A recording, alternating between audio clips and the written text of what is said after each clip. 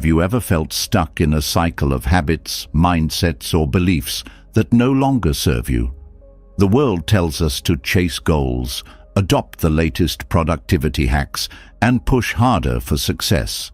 But what if the secret to true reinvention isn't about adding more to your life, but about stripping away what holds you back? Enter Buddhism, an ancient philosophy that offers timeless wisdom for self-transformation. Unlike quick-fix solutions that promise overnight change, Buddhism goes deeper. It doesn't offer surface-level advice or trendy affirmations. Instead, it presents a framework to reshape your entire way of being, starting from within. This is why Buddhism stands as the ultimate blueprint for reinvention. In Western culture, self-help often starts with the idea of becoming your best self. But Buddhism challenges this notion at its core. According to the principle of anatta, or no self, the concept of a permanent, unchanging self is an illusion. Think about it. Who you were 10 years ago isn't who you are today. Your thoughts, habits, and even your body have changed. Buddhism teaches that this constant flux is not a weakness, it's a strength. Why? Because if the self isn't fixed, it means you're not locked into your current identity. You're free to grow, adapt, and reinvent yourself. Instead of clinging to labels like "I'm not creative" or "I'm bad at relationships," Buddhism invites you to see yourself as a dynamic work in progress. This shift is profound. It breaks the chains of self-doubt and opens the door to transformation. It also gives you the courage to let go of who you think you're supposed to be and embrace who you can become. Here's a truth we all know but rarely embrace. Growth often comes from discomfort. Buddhism doesn't sugarcoat this. At its heart lies the concept of dukkha, or suffering. This isn't about wallowing in misery, but about recognizing the inevitability of challenges in life. Think about the times you've grown the most. Was it during moments of comfort, or was it when life pushed you out of your comfort zone? Whether it's a heartbreak, a career setback, or a personal failure, these experiences force us to confront our patterns and ask, what needs to change? Buddhism teaches us to lean into these moments with curiosity rather than resistance. It's not about avoiding pain, but about transforming it into wisdom. In this way, suffering becomes the fertile ground where the seeds of reinvention are planted. This mindset shifts your perspective from, "Why is this happening to me?" to, "What can I learn from this?" That single shift in thinking can change everything. One of the most liberating teachings in Buddhism is the idea of letting go. We often hold on to things, grudges, identities, possessions, expectations, thinking they define us. But this attachment creates suffering. Imagine trying to climb a mountain while carrying a heavy backpack. Each step feels harder because of the weight you refuse to release. Buddhism asks, what are you holding on to that you no longer need? Letting go isn't about giving up. It's about recognizing what truly matters. It's about releasing the illusion of control over things outside of yourself and focusing instead on your inner world. When you let go of the need to control outcomes, you create space for something new. You free yourself to grow in ways you never imagined. The practice of mindfulness, or being fully present in the moment, is another cornerstone of Buddhist wisdom. In our fast-paced world, our minds are constantly racing, thinking about the past, worrying about the future, or getting lost in distractions. Mindfulness brings us back to the present, where true change happens. Reinvention doesn't occur in some distant future. It happens now, in this moment, as you take deliberate action. When you practice mindfulness, you begin to notice your thoughts, emotions, and habits without judgment. This awareness is the first step toward change. You can't fix what you don't see.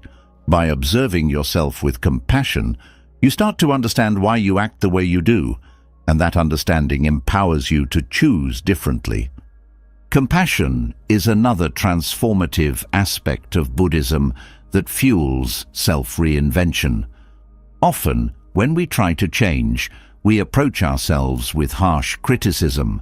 We focus on our flaws and beat ourselves up for not being good enough. But Buddhism teaches us to be gentle with ourselves. Just as a gardener nurtures a plant, we must nurture our own growth.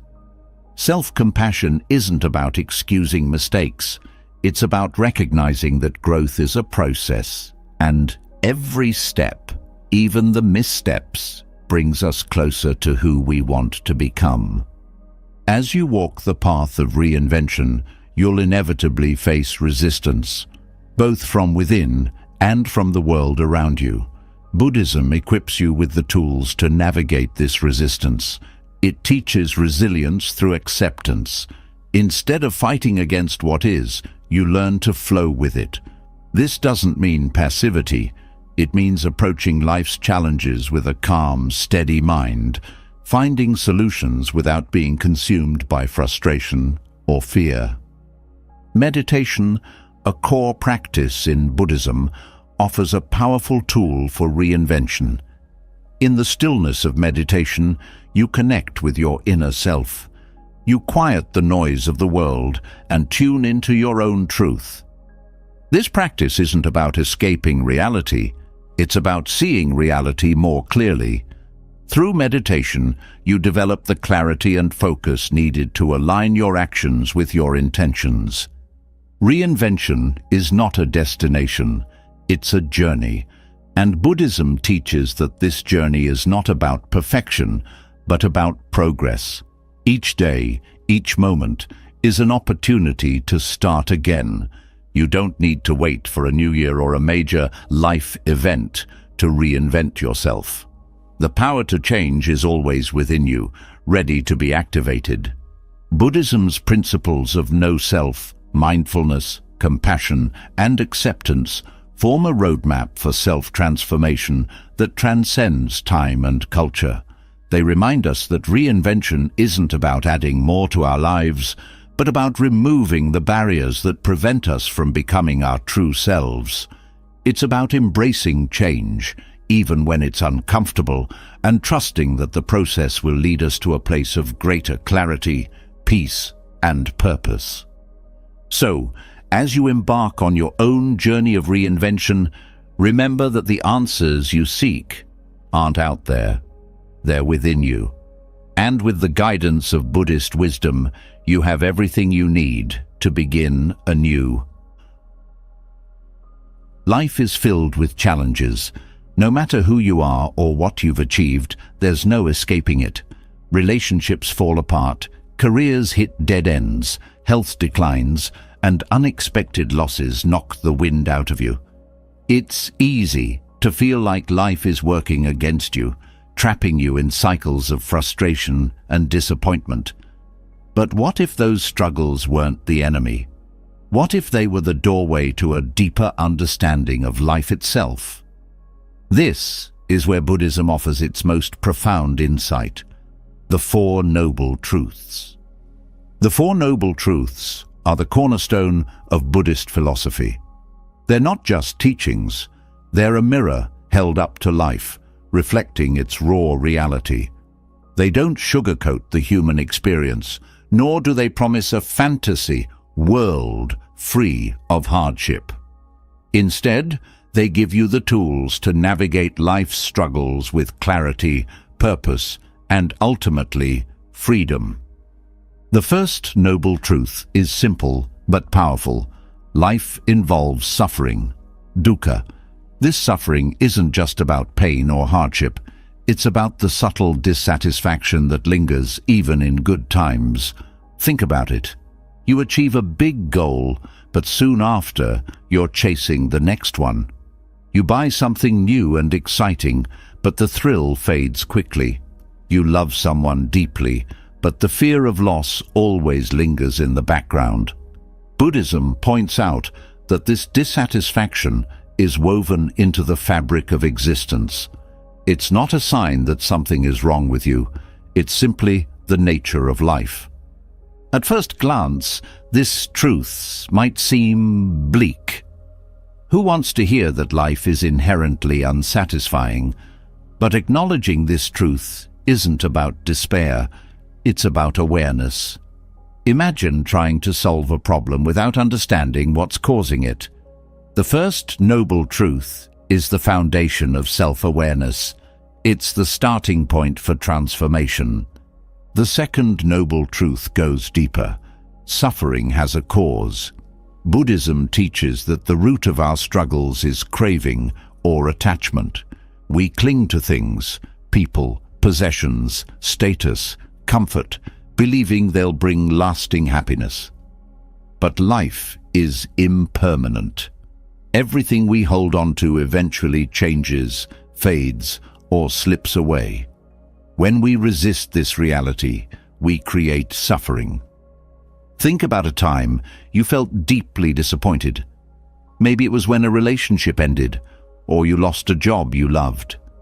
The pain wasn't just from the loss itself, it was from your attachment to how things were supposed to be. Buddhism doesn't say you shouldn't care or feel emotion. It simply points out that clinging to an unchanging ideal is what amplifies your suffering. The third noble truth offers hope. Suffering can end. This is where Buddhism sets itself apart from other philosophies that dwell on the hardships of life. It doesn't leave you in despair. Instead, it promises liberation. By letting go of attachment and embracing the impermanence of life, you can find peace. This isn't about giving up on joy or love. It's about experiencing them fully without clinging.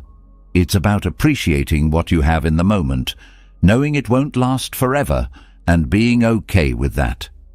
Imagine freeing yourself from the constant cycle of wanting and fearing. What would your life look like if you didn't base your happiness on things you can't control? The third noble truth isn't just an abstract idea. It's a radical invitation to let go of the unnecessary weight you've been carrying. The fourth noble truth gives you the how. There's a path to end suffering. This path is called the Noble Eightfold Path, and it's a practical guide to living with wisdom, ethical conduct, and mental discipline. We'll dive deeper into its specifics later, but for now, think of it as a roadmap for transformation. It's not about perfection, it's about progress. Every small step you take on this path moves you closer to inner freedom. The Four Noble Truths aren't just ancient teachings. They're a lens through which you can view your modern life. Let's break this down with a real-world example. Suppose you're dealing with stress at work. Deadlines are piling up, your boss is demanding, and you feel overwhelmed. The first noble truth helps you recognize the stress for what it is, an inevitable part of life. The second noble truth asks you to dig deeper. Are you clinging to unrealistic expectations of perfection? Are you trying to control things outside your influence? The third noble truth reminds you that this stress doesn't have to define you. You can find peace by changing how you relate to the situation. And the fourth noble truth provides actionable steps, perhaps through mindfulness, ethical communication, or setting healthier boundaries to navigate the challenge with clarity and resilience. This isn't just philosophy. It's practical wisdom. The Four Noble Truths teach you to stop running from life's struggles and start working with them. They show you that suffering isn't a dead end. It's a starting point for transformation. But let's be clear, this isn't an easy path. It requires honesty, self-reflection, and a willingness to let go of old patterns. It challenges you to face uncomfortable truths about yourself. and the world around you. Yet, in that challenge lies your greatest opportunity for growth. Think of the Four Noble Truths as a cycle, not a checklist. You don't just learn them once and move on. Life will keep throwing challenges your way, and each time you'll have the chance to apply these truths in deeper and more meaningful ways. Over time, they become second nature, a part of how you approach every situation. As you embark on this journey of reinvention, let the Four Noble Truths be your compass. They won't shield you from life's difficulties, but they will transform how you experience them. They'll teach you to see suffering not as an enemy, but as a teacher, guiding you toward a life of greater clarity, peace, and purpose. And that, after all, is the ultimate blueprint for transformation. Creating a fulfilling life requires more than just good intentions. It needs a clear, actionable framework. In Buddhism, the Noble Eightfold Path serves as that roadmap. It's not a quick fix or a one-size-fits-all solution, but rather a guide to aligning your thoughts, actions, and habits with a deeper sense of purpose and peace. While its origins lie in Buddhist teachings, its principles are universal, offering anyone, regardless of faith or background, a powerful way to reinvent themselves. The Eightfold Path is divided into three categories: wisdom, ethical conduct, and mental discipline. Each of these categories builds on the others, creating a balanced and holistic approach to life transformation. Let's explore each step and how it can serve as a foundation for reinventing yourself. The first step is right view, understanding life as it truly is. This doesn't mean seeing the world through rose-colored glasses or being overly pessimistic. It means acknowledging the realities of life, including its impermanence and interconnectedness. Reinvention starts here, with clarity. If you're stuck in a job or relationship that doesn't fulfill you, the first step is recognizing it for what it is. This clarity isn't about self-criticism, it's about self-awareness. By understanding where you are and why, you can begin to envision where you want to go. Next comes right intention. This is about aligning your goals and aspirations with your values. Too often, we chase after things, money, recognition, approval, that don't bring us true fulfillment. Right intention asks you to dig deeper. Why do you want to change? What do you truly value? This isn't about superficial desires, but about tapping into your core motivations. Do you want a career that aligns with your passions? Do you want relationships rooted in mutual respect and love? Right intention helps you set a course toward the life you truly want. Once your mindset is clear, the path shifts to ethical conduct. The third step is right speech. Words have immense power.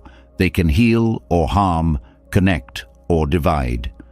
Reinventing yourself requires paying attention to how you communicate, both with others and with yourself.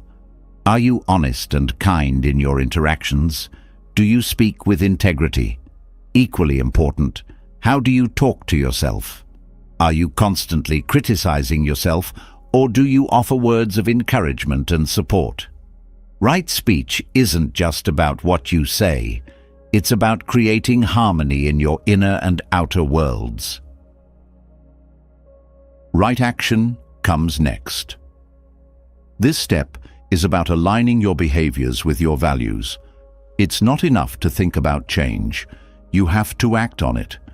If you've realized that your lifestyle doesn't align with your goals, right action asks you to make choices that reflect your new direction. This could mean setting boundaries, letting go of toxic habits, or taking steps toward healthier living. It's about integrity. making sure your actions reflect the person you want to become. Following this is right livelihood. Your work is a significant part of your life, and it should contribute to your sense of purpose, not detract from it. Right livelihood challenges you to evaluate whether your career aligns with your values and brings meaning to your life.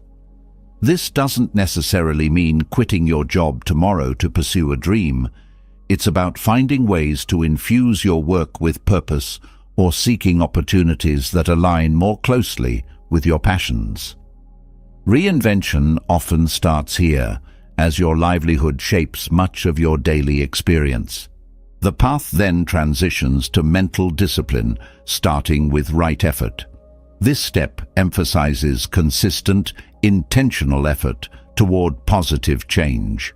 Reinvention isn't a one-time decision, it's a daily commitment. Right effort encourages you to let go of unhelpful habits and cultivate constructive ones. It's about showing up for yourself every day, even when progress feels slow. Whether it's learning a new skill, meditating, or practicing gratitude, small, consistent actions add up to profound transformation. Next is right mindfulness. This step is about staying present and aware. Too often, we get caught up in regrets about the past or anxieties about the future. Right mindfulness invites you to focus on the here and now. When you're mindful, you approach life with clarity and intention, rather than being swept away by distractions or negative thought patterns. This doesn't mean ignoring the future. It means engaging with it from a place of calm and awareness, rather than fear or impulsivity. The final step is right concentration. This involves cultivating focus and inner stillness through practices like meditation. In a world full of noise and endless distractions, right concentration is your anchor. It helps you stay grounded, even when life feels chaotic. Through consistent practice, you develop the mental clarity and resilience needed to navigate challenges and stay aligned with your goals. This step isn't about perfection. It's about progress, creating a sense of inner peace that supports your transformation. Together, these 8 steps form a cohesive framework for reinvention. They don't demand that you change everything overnight or become someone entirely different. Instead, they invite you to align your life with your values, one step at a time. Each step builds on the others, creating a cycle of growth that becomes a part of your everyday life. Imagine applying these principles to your own life. Perhaps you start with right view, taking an honest look at what's working and what isn't. From there, you set intentions that align with your values. Maybe it's to prioritize your health or spend more time with loved ones. As you move forward, you begin to act on these intentions, aligning your words, actions, and career with your goals. Along the way, you cultivate mindfulness and focus, staying present and resilient in the face of setbacks. The Noble Eightfold Path isn't just a Buddhist teaching. It's a timeless guide to living with purpose and authenticity. It reminds us that transformation isn't about chasing perfection or external success. It's about aligning your life with your deepest values and finding fulfillment in the journey. When you embrace this path, reinvention becomes not just possible, but inevitable. In the quest for reinvention, one of the greatest barriers we face is our attachment to who we think we are. We define ourselves by our past, our roles, and the labels society places on us. We cling to these identities because they feel safe, familiar, and concrete. But in truth, this clinging can hold us back, trapping us in a version of ourselves that no longer serves who we want to become. Buddhism offers a profound antidote to this.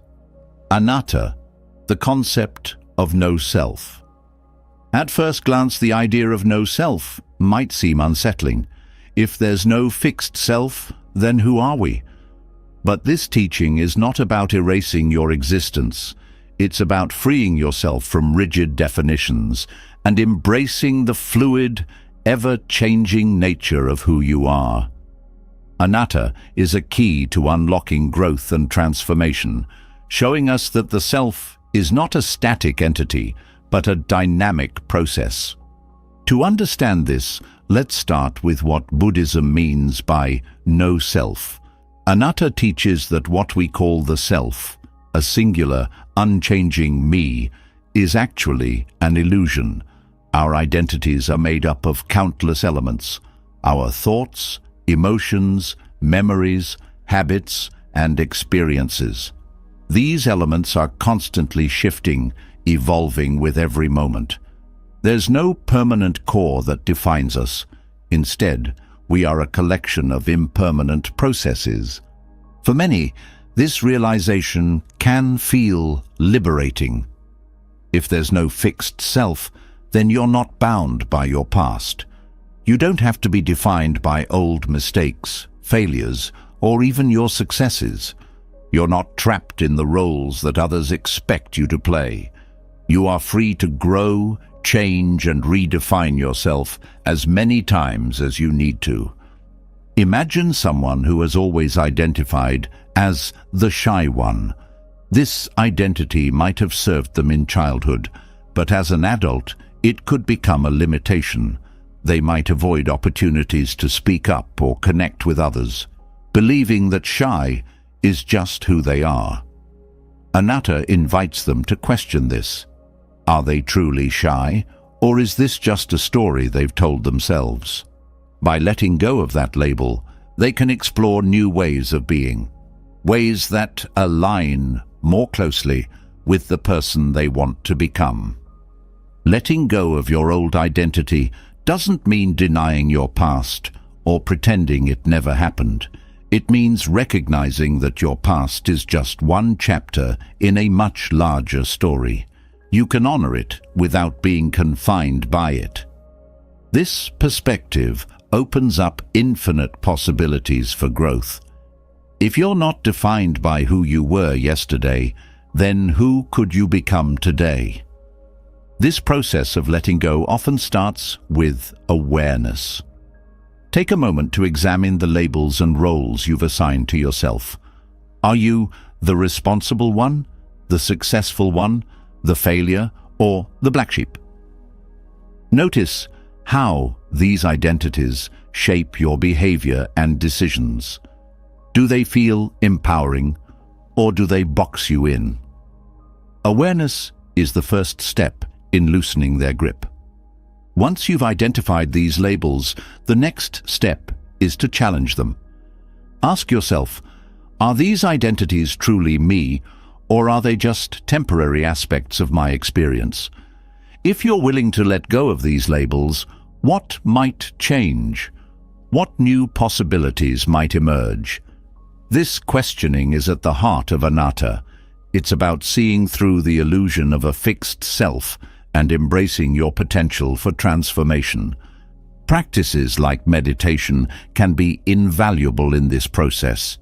When you sit quietly and observe your thoughts, you start to notice how transient they are. One moment, you might feel confident. The next, you feel uncertain. One moment, you're replaying a memory. The next, you're planning the future. None of these thoughts define you. They're like clouds passing through the sky. The more you observe, the more you realize that the self is not a solid entity, but an ever-changing flow. This insight can also help you let go of the need for external validation. If there's no fixed self, then your worth doesn't depend on how others perceive you. You're not good or bad based on someone else's judgment. You simply are. This frees you to live authentically, guided by your own values rather than the expectations of others. The concept of anatta also challenges us to rethink how we approach personal growth. Often we try to improve ourselves by adding things, new skills, new habits, new achievements. But anatta suggests that transformation is just as much about subtraction as it is about addition. It's about letting go of what no longer serves you. Outdated beliefs, toxic relationships, and unhelpful patterns. By releasing these, you create space for something new to emerge. In practical terms, this might look like examining your habits and asking which ones are aligned with your goals. If you've always identified as someone who procrastinates, can you let go of that story and take one small step toward action? If you've held on to resentment or guilt, can you release it and make room for forgiveness and compassion? Each act of letting go brings you closer to your true self, not a fixed identity, but the most authentic and dynamic version of who you are. The beauty of anatta is that it's not just a philosophy, it's an invitation to freedom. When you stop clinging to a fixed self, you open yourself to the infinite possibilities of who you can become. You're no longer limited by your past or trapped by your fears. You're free to reinvent yourself, moment by moment, in alignment with your highest aspirations. This isn't to say that letting go is easy. It takes courage to question long-held beliefs and step into the unknown. But as you embrace the fluidity of your identity, you'll find a sense of liberation and empowerment that no fixed label could ever provide. In the journey of reinvention, anatta is a reminder that you are not a static being. You are a work in progress, constantly evolving. By letting go of your old identity, you make room for growth, transformation, and the limitless potential that lies within you. It's not about becoming someone else. It's about discovering the freedom to be fully, authentically yourself. Attachment is one of the most powerful forces shaping our lives, often subtly dictating our actions, emotions, and decisions. It's natural to form attachments to people, possessions, habits, and even ideas. Yet, as Buddhism teaches, these attachments can become a source of suffering. They bind us, creating expectations, dependency, and fear of loss. To truly reinvent ourselves and achieve a life of freedom and fulfillment, we must confront and release these attachments. The Buddha likened attachment to a flame, bright and captivating, but potentially destructive if not controlled. Attachments fuel our desires, leading to clinging and grasping. When we don't get what we want or lose what we hold dear, the result is often disappointment, frustration, or heartbreak. To find peace and clarity, we must learn to release these attachments and embrace a more liberating relationship with the world. Releasing attachment doesn't mean rejecting everything or becoming indifferent. Instead, it's about cultivating a mindset of non-attachment, a state of appreciating and engaging with life without being controlled by it. It's about loving without clinging, striving without obsessing, and living without fearing loss. Let's start with harmful relationships, one of the most challenging areas of attachment. Relationships are essential to human life. They bring joy, connection, and meaning. But not all relationships are healthy. Sometimes we hold on to people who no longer align with our values, who drain our energy, or who cause us harm. We cling to these connections out of fear of loneliness, fear of conflict, or fear of change. Non-attachment in relationships doesn't mean avoiding love or connection. It means loving freely, without ownership. It's about respecting others' autonomy while honoring your own. Ask yourself, are you holding on to relationships out of genuine care or because you're afraid of letting go? Releasing harmful relationships create space for healthier, more authentic connections to flourish. Now consider possessions, the things we accumulate and often tie our identity to. It's easy to equate material wealth with success or happiness, but Buddhism reminds us that possessions are impermanent. Clinging to them only sets us up for disappointment when they fade, break, or lose their value. Moreover, the pursuit of possessions can become a distraction from what truly matters. Adopting a mindset of non-attachment to possessions doesn't mean living in poverty or giving up everything you own. It's about examining your relationship with material things. Do you own your possessions, or do they own you? By letting go of the need to constantly acquire more or the fear of losing what you have, you free yourself to focus on experiences, relationships, and personal growth. Then there are desires, the subtle but pervasive drivers of attachment. We often think, if I just get this one thing, I'll be happy. But as soon as we achieve it, the cycle begins again with a new desire. This endless chase for satisfaction keeps us in a state of craving, never content with the present moment. The Buddha taught that desire itself isn't inherently bad. It's the clinging to desire that causes suffering. The key is to recognize your desires and approach them mindfully. Are they aligned with your values and goals, or are they fleeting impulses? Can you pursue them without becoming obsessed or dependent on the outcome? Learning to let go of unhelpful desires creates space for deeper contentment and fulfillment. Practically speaking, how do we begin to release attachment? One powerful practice is mindfulness. By observing your thoughts and emotions without judgment, you can identify the attachments that no longer serve you. Mindfulness helps you recognize when you're clinging, giving you the opportunity to pause and choose a different response. For example, when faced with a disappointment, a broken relationship, a missed opportunity, or a lost possession, pause and reflect. Ask yourself, am I suffering because of the loss itself, or because of my attachment to it?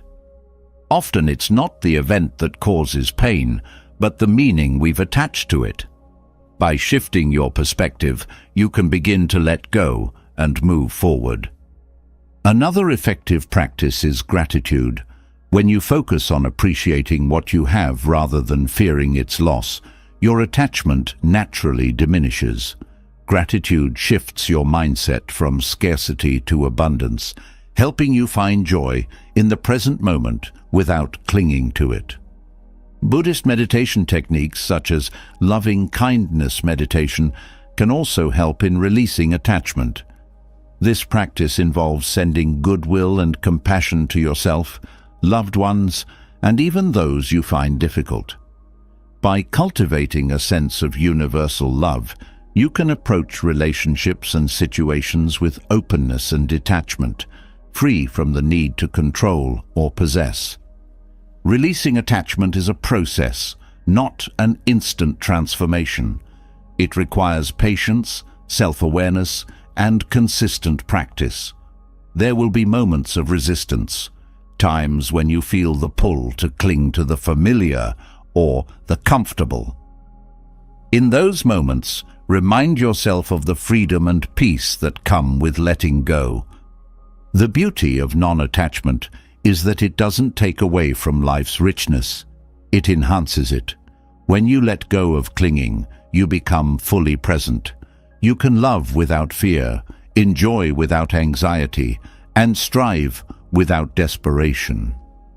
You open yourself to life's flow, accepting its impermanence while embracing its beauty. Imagine standing on the shore, holding tightly to a handful of sand. The harder you grip, the more it slips through your fingers. But if you hold it lightly, with an open hand, it stays with you. This is the essence of non-attachment, not rejecting life, but holding it gently, with an open heart and mind. As you release harmful relationships, possessions, and desires, you create space for something far greater: peace, clarity, and the freedom to reinvent yourself. You step into a life where your happiness is no longer tied to external circumstances, but rooted in the unshakable foundation of inner wisdom and contentment. This is the power of letting go, a lesson Buddhism offers as a timeless gift for transformation. Mindfulness is a concept that has captivated the modern world, but its roots in Buddhism run deep. At its core, mindfulness is the practice of living fully in the present moment, aware, engaged, and grounded in the here and now. It's a deceptively simple idea with profound implications, offering a gateway to transformation and a richer, more meaningful life. In today's fast-paced world, it's easy to lose sight of the present moment. We're often preoccupied with the past, reliving mistakes, holding on to regrets, or replaying conversations. Simultaneously, we fixate on the future, consumed by anxiety, to-do lists, and endless what-ifs. This dual focus on what was and what might be robs us of the only moment we truly have, the present. Mindfulness is the antidote, calling us back to the here and now with a sense of clarity and calm. At its heart, mindfulness is about awareness without judgment. It's not about forcing your mind to be quiet or avoiding distractions, but about observing your thoughts, emotions, and sensations as they arise, without clinging to them or pushing them away. This practice creates a space between you and your experiences, allowing you to respond thoughtfully rather than react impulsively. Imagine waking up in the morning and taking a few moments to focus on your breath, the coolness of the air as it enters your nose, the gentle rise and fall of your chest.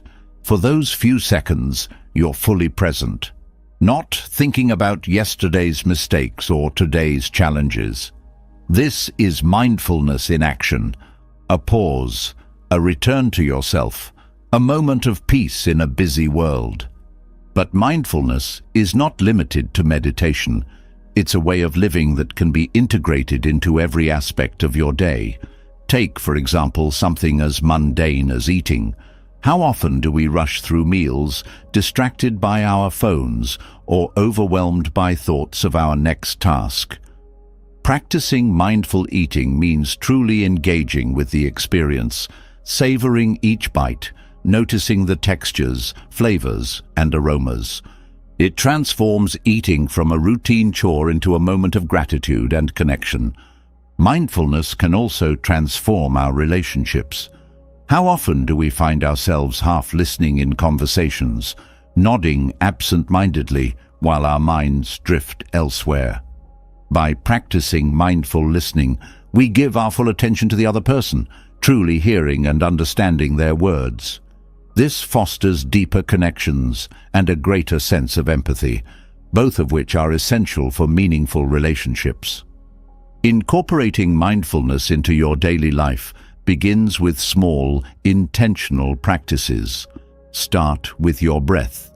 The breath is a natural anchor. It's always with you, a constant rhythm that you can return to when life feels chaotic. Taking a few mindful breaths can help you recenter during moments of stress or overwhelm. Another powerful practice is the body scan meditation, where you bring awareness to different parts of your body, noticing sensations without judgment. This can be done in the morning to set a grounded tone for the day, or at night to release tension and prepare for restful sleep. The body scan fosters a sense of connection between mind and body, reminding you to tune into the physical experiences often overlooked in the rush of daily life. Mindfulness also invites us to approach challenges differently.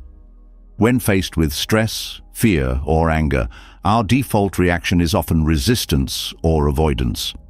Mindfulness encourages us to lean into these emotions, observing them without being consumed by them.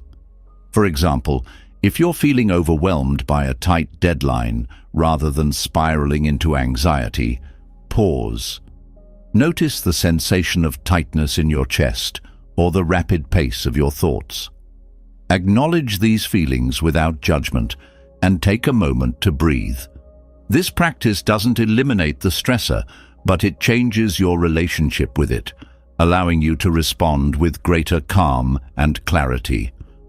One of the most profound teachings of mindfulness is that it reveals the impermanence of all things.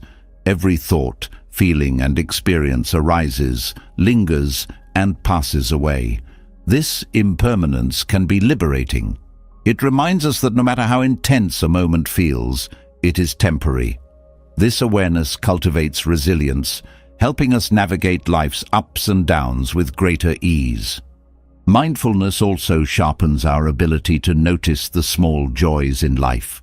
A warm cup of coffee in the morning, the sound of rain tapping against the window, the laughter of a loved one.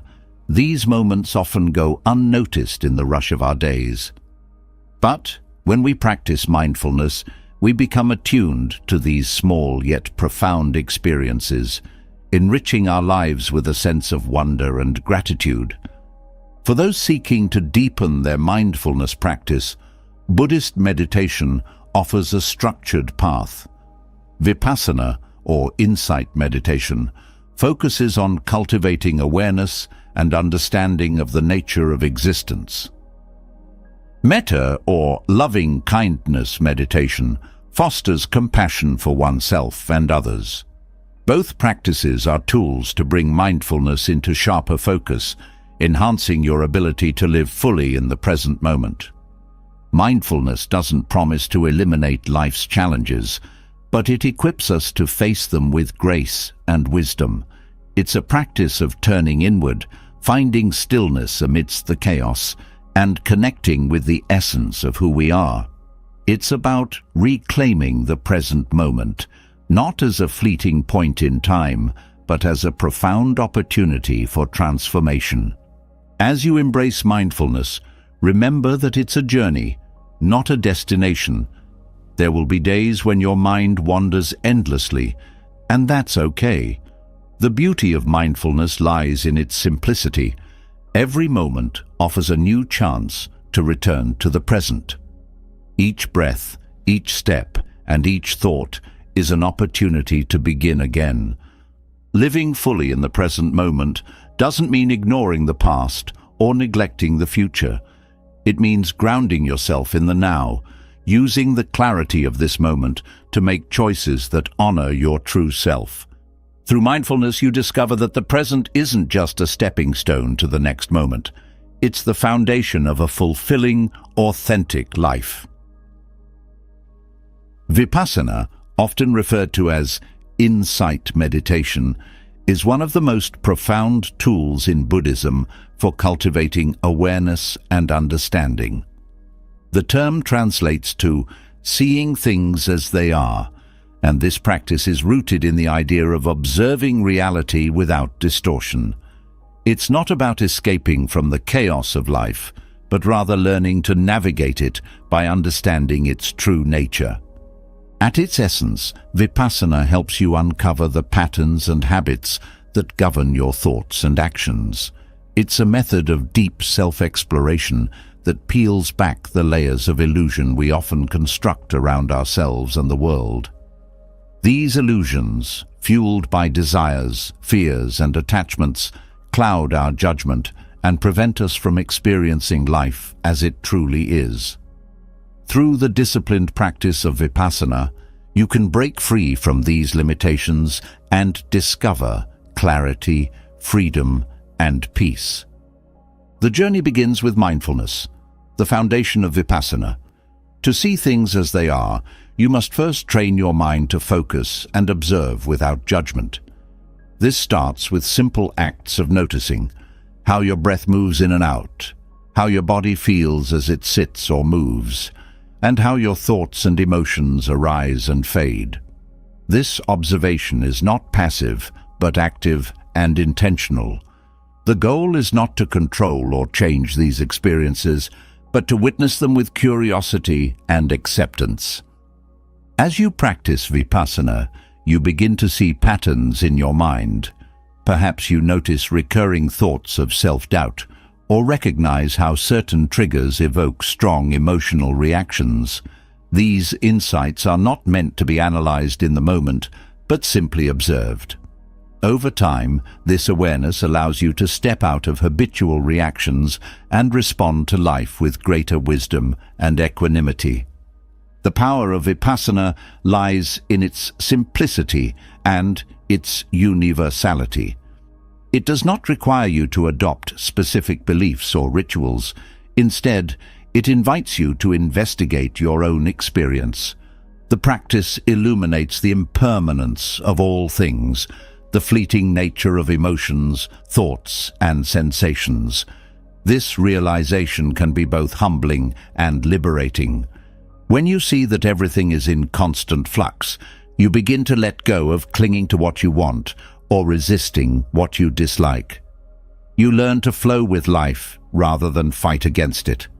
In this state of heightened awareness, you also start to recognize the interconnectedness of all things. You see how your actions ripple outward, affecting others and the world around you. This insight fosters a sense of compassion and responsibility. Vipassana teaches you that understanding yourself is inseparable from understanding the world. The clearer you become about your own mind, the more you can navigate relationships, challenges, and opportunities with grace. Vipassana is not a quick fix or a one-time revelation. It is a lifelong practice of refining your awareness and peeling back the layers of illusion. Some days, the mind will feel restless and chaotic. Other days, it will feel calm and clear. Both are part of the journey. The key is consistency and patience. With time, the practice becomes less about structured meditation sessions and more about how you live each moment. You carry the principles of Vipassana into your daily life, using them to approach situations with clarity and presence. Through this practice, you begin to experience life in its raw, unfiltered beauty. You notice the small miracles, a breeze against your skin, the laughter of a child, the stillness of a quiet morning. These moments, which often go unnoticed, become profound reminders of the richness of existence. At the same time, you learn to face difficulties with courage and acceptance, understanding that they too are part of the ever-changing tapestry of life. Vipassana offers a path to liberation, not from life's challenges, but from the suffering caused by misunderstanding and attachment. It empowers you to break free from cycles of reactivity and to live with greater purpose, compassion, and peace. As you continue this journey, you not only transform your relationship with yourself, but also contribute to a more mindful and harmonious world. Loving kindness, or metta in Pali, is a transformative practice in Buddhism that cultivates compassion, warmth, and goodwill toward yourself and others. At its heart, it's about nurturing an attitude of unconditional kindness, extending it not only to those you love, but also to strangers, and even those with whom you have conflicts. In a world often driven by competition, resentment, and judgment, loving kindness offers a powerful tool to bridge divides, heal relationships, and foster inner growth. The journey of loving kindness begins with yourself. While it may sound simple, extending genuine compassion toward yourself can be one of the hardest steps. Many people carry self-critical thoughts, guilt, or feelings of inadequacy, which act as barriers to self-compassion. To practice metta, start by acknowledging your inherent worth and humanity. Repeat affirmations of goodwill, such as, "May I be happy, may I be healthy, may I be safe, may I live with ease." These words, repeated with intention and sincerity, begin to dissolve the harsh narratives you might hold about yourself. Once this foundation of self-kindness is established, the practice expands outward. You begin to direct the same thoughts of goodwill toward others. Start with someone you love, someone who naturally inspires feelings of warmth and affection. Picture them in your mind and silently offer them the same affirmations. May you be happy, may you be healthy, may you be safe, may you live with ease. As you focus on these sentiments, notice how your heart softens and your sense of connection deepens. The real power of metta practice emerges when you extend it to those with whom you feel neutral or even negative emotions. Directing loving kindness toward acquaintances or strangers challenges you to recognize their shared humanity, even if you don't know them well. Then comes the most transformative step, offering compassion to someone you dislike or with whom you've had conflict. This doesn't mean excusing harmful behavior, but rather acknowledging their struggles, fears, and humanity. It's about letting go of resentment and freeing yourself from the burden of anger. Through this process, you come to understand that loving kindness is not conditional. It's not about whether someone deserves compassion. Rather, it's about cultivating a state of being that reflects your values and fosters inner peace. The act of extending kindness is as much about your own growth as it is about helping others. The effects of metta are profound, both internally and externally. Internally, it rewires your thought patterns, reducing anger, jealousy, and judgment. You become more patient and forgiving, both with yourself and others. Externally, your relationships begin to shift. Kindness creates an atmosphere of safety and trust, allowing deeper connections to form. When people feel valued and seen, they often respond in kind, creating a ripple effect that spreads beyond individual interactions. Loving kindness also provides a framework for navigating difficult situations. Imagine a conflict at work or tension in a relationship. Instead of reacting defensively or with hostility, you can pause, reflect, and bring the principles of metta to the forefront. Asking yourself, how can I approach this with compassion, can shift your perspective and lead to more constructive outcomes. Moreover, practicing loving kindness is not limited to formal meditation. It's a mindset you can carry into your daily life. A smile to a passerby, a kind word to a colleague, or a gesture of generosity to a stranger all embody the spirit of metta. Each small act reinforces the habit of compassion, making it a natural part of who you are. As you deepen your practice, you'll notice that loving kindness extends beyond individuals to encompass all living beings. You begin to feel a sense of interconnectedness with the world, recognizing that all creatures share the desire to avoid suffering and seek happiness. This awareness can inspire actions that align with these values, such as advocating for social justice, protecting the environment, or supporting community well-being. Loving kindness also plays a critical role in self-transformation. When you release the grip of resentment, envy, or self-criticism, you create space for growth and healing. You stop being held back by old grudges or negative self-perceptions, and instead, you cultivate a sense of lightness and freedom. This shift doesn't just benefit your relationships, it changes how you see the world and your place in it. In many ways, metta is a practice of courage. It asks you to confront the parts of yourself that resist kindness, the ego, the fears, the grudges, and to choose love anyway. It invites you to step into a version of yourself that is open, generous, and resilient. This courage transforms not only how you relate to others, but also how you view your own potential for growth and happiness. As you continue on the path of loving kindness, you'll find that it's not just an abstract ideal, but a deeply practical tool for navigating life. It strengthens your emotional resilience, enriches your relationships, and fosters a sense of purpose and connection. The beauty of metta is that it doesn't require extraordinary circumstances or grand gestures. It begins with simple, intentional acts of kindness that ripple outward in ways you may never fully see, but will undoubtedly feel. Fear is one of the most powerful emotions we experience. It can paralyze us, limit our growth, and cloud our ability to see life clearly. Buddhism offers a profound antidote to fear: equanimity. Equanimity, or upekkha in Pali, is the practice of maintaining a calm, balanced mind in the face of life's uncertainties.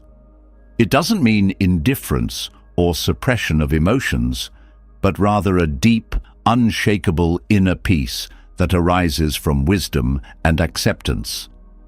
At its core, equanimity is about perspective. Fear often arises because we attach ourselves to specific outcomes or resist the inevitable changes of life. We fear loss, failure, rejection, or pain because we believe we won't be able to handle them. Buddhism teaches that suffering is rooted in our clinging and aversion, the desire to hold on to what we want and avoid what we don't. Equanimity helps us transcend this by fostering acceptance of life's impermanence and unpredictability. To cultivate equanimity, the first step is understanding the nature of fear itself. Fear is not inherently negative. It's a natural response to perceived threats. However, much of our fear is not grounded in present danger, but in imagined scenarios and what-ifs. When we allow fear to dominate our thoughts, we create unnecessary suffering. Buddhism invites us to investigate our fears with curiosity instead of avoidance. By bringing awareness to fear, we begin to see it for what it truly is: a mental construct, often exaggerated by our minds. Meditation is a powerful tool in this process. Through mindfulness meditation, we can observe fear without judgment, letting it rise and fall like waves in the ocean. Instead of being swept away by the current, we learn to sit with the sensation, noticing its impermanence. In doing so, fear loses its grip on us. We realize that emotions, like all things, are temporary and cannot harm us unless we let them. The Buddhist teaching of the four immeasurables, loving kindness, compassion, sympathetic joy, and equanimity, offers a framework for overcoming fear. Equanimity, the fourth immeasurable, is often described as the foundation that supports the other three. It allows us to approach life with steadiness and impartiality, unshaken by praise or blame, gain or loss, pleasure or pain. This balance doesn't mean we become emotionless, but rather that we develop the strength to remain centered, no matter what arises. One way to practice equanimity is through reflection on the law of impermanence, or anicca. Everything in life, our possessions, relationships, successes, and even our bodies, is subject to change. Fear often stems from a refusal to accept this reality. We fear losing what we have or failing to achieve what we desire.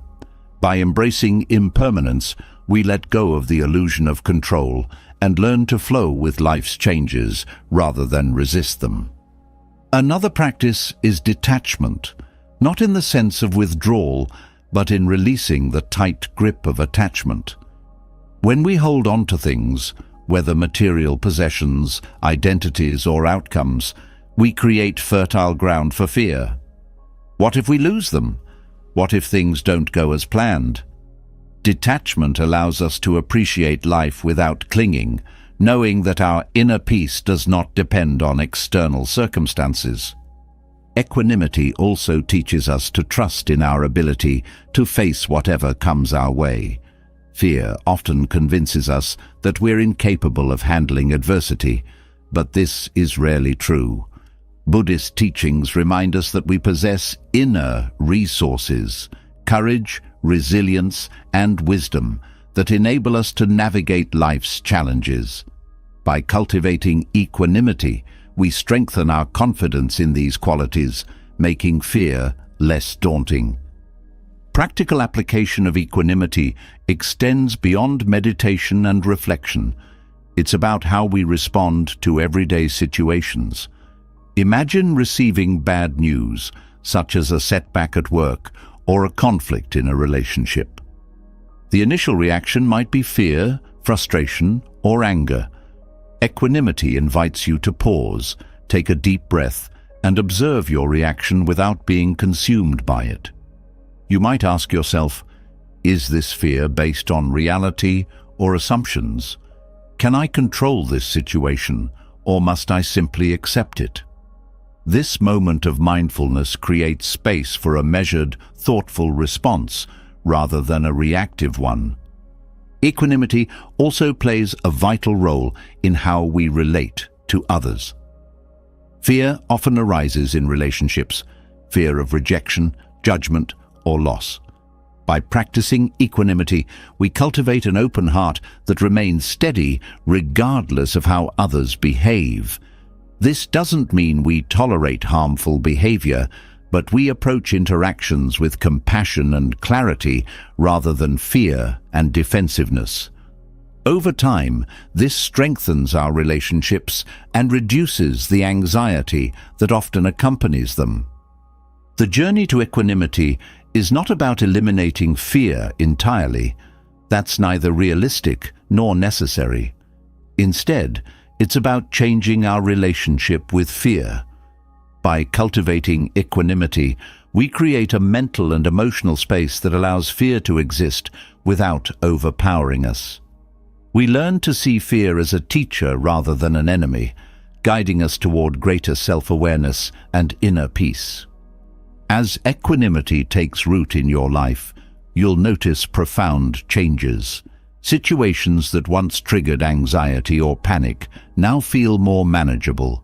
You respond to challenges with calmness and clarity rather than impulsiveness. Relationships become more harmonious as you let go of fear-driven behaviors. And most importantly, you discover a deep reservoir of peace within yourself that no external circumstance can shake. Equanimity doesn't promise a life free from uncertainty or hardship. What it offers is the strength to face whatever comes with grace and resilience. In a world that often feels chaotic and unpredictable, this inner steadiness is a priceless gift. It's not about controlling the waves, but learning to surf them with confidence and ease. Through the practice of equanimity, you transform fear from a barrier into a bridge, leading you to greater freedom, balance, and joy. Suffering is an inevitable part of life. It's woven into the human experience, manifesting in countless forms: loss, heartbreak, failure, uncertainty. But in Buddhism, suffering is not something to be merely endured or avoided. It is a profound opportunity for transformation. Through the lens of Buddhist teachings, suffering becomes a catalyst for growth, a stepping stone to greater strength and self-awareness. At the heart of this perspective lies the first of the Four Noble Truths, the truth of dukkha, or suffering. Buddhism acknowledges that life is marked by dissatisfaction, pain, and impermanence. While this may seem pessimistic at first glance, it's actually a deeply compassionate recognition of reality. By confronting suffering head-on, we open the door to liberation. The transformative power of suffering begins with understanding its roots. Buddhism teaches that suffering arises from tanha, or craving, our insatiable desire for things to be different than they are. We crave pleasure, permanence and control, and when reality falls short of these expectations, we suffer. This understanding empowers us to shift our focus inward. Instead of trying to control external circumstances, we can work on changing our relationship with suffering itself. One of the most profound Buddhist teachings on transforming suffering comes from the concept of kintsugi, the Japanese art of repairing broken pottery with gold. While not explicitly Buddhist, this philosophy echoes Buddhist principles of embracing imperfection and finding beauty in the broken. Just as a shattered bowl becomes more beautiful through its golden scars, we too can emerge stronger and more resilient from our suffering. The first step in this transformation is acceptance. Often, our instinct is to resist suffering, to push it away or numb it with distractions. But resistance only amplifies our pain. Buddhism invites us to lean into our suffering, to sit with it and acknowledge it without judgment. This is not a passive resignation, but an active process of allowing ourselves to fully experience our emotions. In doing so, we begin to see that suffering, like all things, is impermanent. It ebbs and flows, and its intensity diminishes when we stop fighting it. Meditation is a powerful tool for cultivating this acceptance. Mindfulness meditation, in particular, teaches us to observe our thoughts and feelings without attachment. When we bring a mindful awareness to our suffering, we create space between ourselves and our pain. This space allows us to respond with compassion and curiosity rather than reactivity. We can ask, what is this suffering trying to teach me? How can I grow from this experience? One of Buddhism's greatest insights is that suffering can lead to wisdom.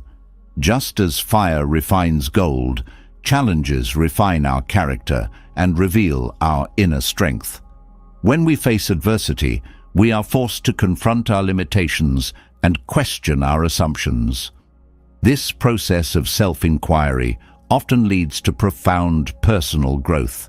We learn resilience, patience, and the ability to find peace even in difficult circumstances. Consider the story of the Buddha himself. Before attaining enlightenment, Siddhartha Gautama encountered immense suffering. He left his life of luxury to seek the truth about existence, enduring years of physical and mental hardship. It was through these trials that he gained the insights that would form the foundation of Buddhism. His journey illustrates that suffering, when approached with the right mindset, can be a powerful teacher. Another key aspect of transforming suffering is cultivating compassion for ourselves and for others. When we suffer, it's easy to feel isolated, as though we are the only ones experiencing pain. But Buddhism reminds us that suffering is universal. By recognizing this shared humanity, we can turn our pain into a source of connection and empathy. This shift not only alleviates our own suffering, but also inspires us to support others in their struggles. The practice of metta, or loving-kindness meditation, can help us develop this compassion. In this meditation, we silently repeat phrases of goodwill, first for ourselves and then for others, including those who have caused us pain. This practice softens our hearts and transforms anger or resentment into understanding. It reminds us that suffering is not a punishment, but a part of life, and that we have the capacity to face it with grace. Another Buddhist principle that aids in transforming suffering is the idea of anatta, or no self. When we experience suffering, we often take it personally, as though it defines who we are.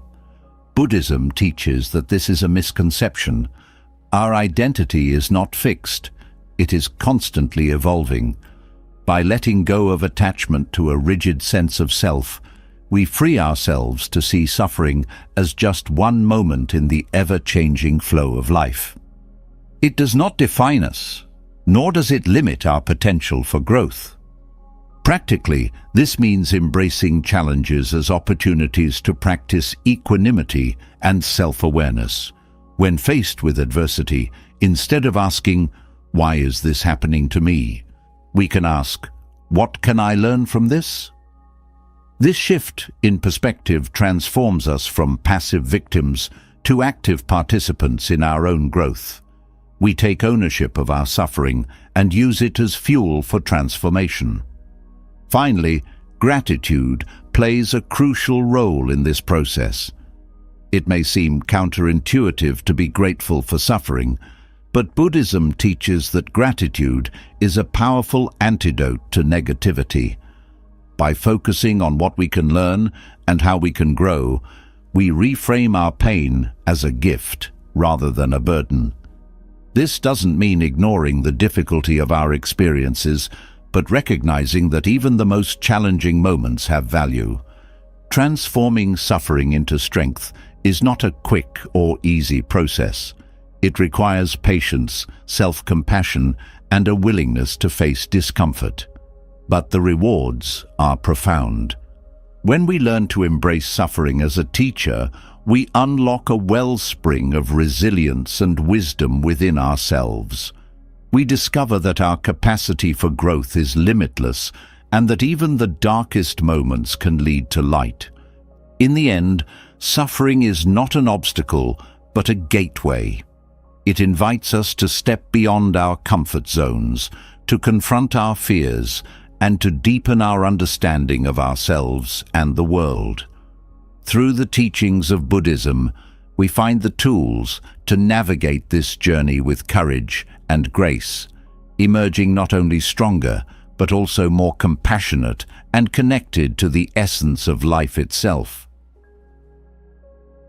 In the journey of self-reinvention, finding balance is one of the most critical lessons. Buddhism offers a timeless guide to this pursuit in the form of the middle way, a principle that advocates avoiding extremes and seeking harmony in all aspects of life.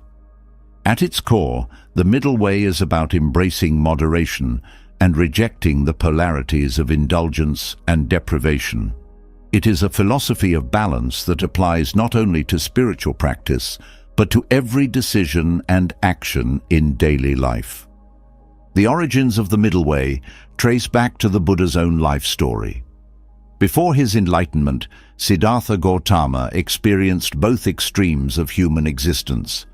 Born a prince, he indulged in every luxury imaginable, shielded from the suffering of the world. Later, in his quest for truth, he renounced all worldly pleasures and practiced severe asceticism, pushing his body to the brink of death. Yet neither path brought him peace or understanding. It was only when he abandoned both extremes and embraced a balanced approach that he attained enlightenment. This revelation forms the foundation of Buddhist practice. The middle way teaches that extremes, whether in thought, behavior, or lifestyle, lead to imbalance and suffering. When we swing too far toward indulgence, we become enslaved by our desires, chasing fleeting pleasures that never truly satisfy.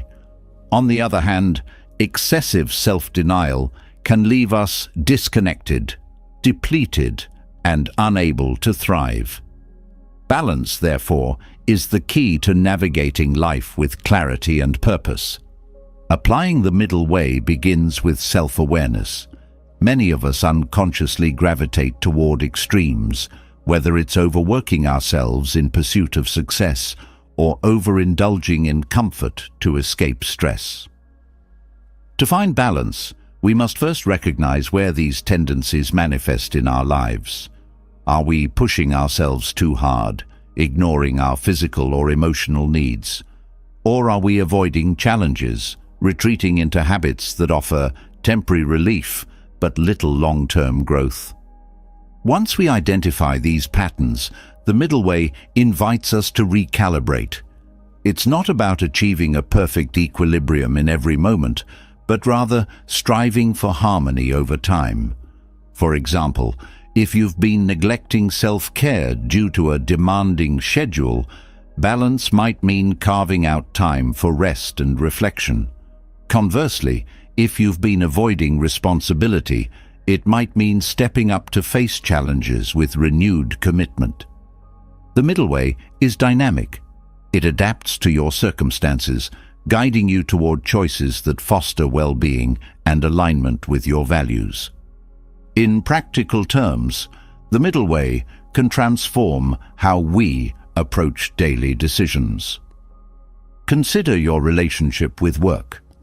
Many people oscillate between burnout and procrastination, either pushing themselves too hard or avoiding tasks altogether.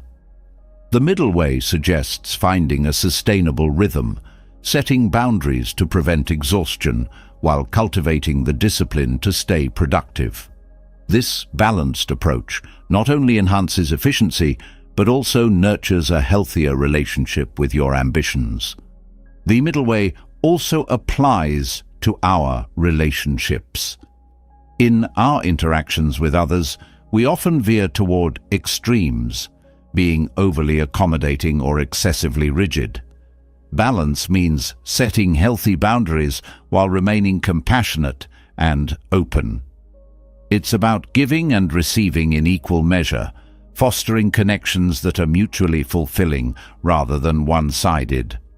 One of the most profound applications of the middle way is in how we treat ourselves. Many people oscillate between self-criticism and self-indulgence, either judging themselves harshly or avoiding accountability altogether.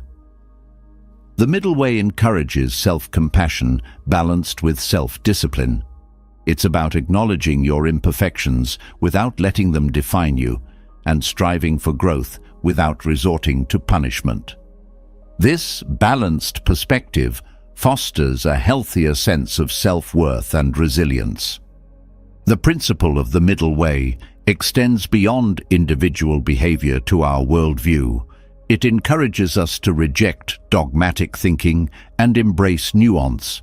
In a world often polarized by ideology, the middle way reminds us that truth is rarely found in extremes. By remaining open-minded and seeking common ground, we can navigate complex issues with wisdom and empathy. A key aspect of the middle way is its focus on impermanence. Buddhism teaches that all things are transient, and clinging to extremes only exacerbates our suffering. Balance involves embracing this impermanence, letting go of rigid expectations, and flowing with the natural rhythms of life. This perspective frees us from the pressure to control every outcome, allowing us to adapt with grace and resilience. To cultivate the middle way, mindfulness is essential.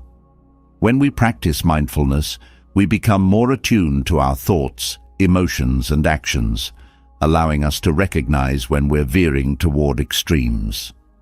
Through meditation and reflection, we develop the clarity to make intentional choices that align with balance and harmony. Another valuable practice is gratitude. By appreciating what we have rather than fixating on what we lack, we shift our focus from extremes to the present moment. Gratitude grounds us in reality, helping us see that balance is not about achieving more, but about finding contentment with what is. It's important to remember that the middle way is not a static destination, but an ongoing process. Life will inevitably pull us toward extremes, and maintaining balance requires continuous effort. However, with each step we take toward the middle way, we strengthen our ability to navigate life's challenges with equanimity and wisdom.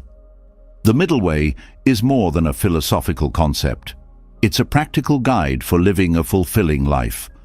By rejecting extremes and embracing harmony, we create a foundation for growth, resilience, and inner peace. In a world that often pushes us to choose sides, to be all or nothing, The middle way offers a refreshing alternative, a path of moderation, mindfulness, and meaningful engagement. It is through this balanced approach that we not only reinvent ourselves, but also rediscover the joy and clarity that come from living in alignment with our truest selves. Transformation begins with intention. In Buddhism, right intention is one of the key elements of the Noble Eightfold Path, serving as a guide for aligning your inner purpose with your external actions. It's about moving through life with clarity, focus, and a deep connection to your values. In the context of reinvention, right intention becomes the cornerstone of meaningful change, allowing you to create a life that is not only successful, but also deeply fulfilling. Right intention can be thought of as the compass for your journey. Before you can change your habits, relationships, or circumstances, you must first clarify your direction. What do you want to achieve? Why does it matter to you? Are your goals rooted in genuine aspirations, or are they influenced by societal expectations and fleeting desires? Buddhism encourages us to explore these questions deeply, peeling back the layers of superficial ambition to uncover our true purpose. The process begins with self-reflection. Many of us set goals without fully understanding their origin or implications. We chase achievements that seem impressive on the surface, wealth, status, recognition, only to find ourselves unfulfilled when we attain them. Right intention urges us to pause and examine our motivations. Are they aligned with our deeper values, or are they driven by external pressures? This kind of introspection helps us differentiate between goals that bring lasting joy and those that leave us feeling empty. In practical terms, setting clear goals means being intentional about your priorities.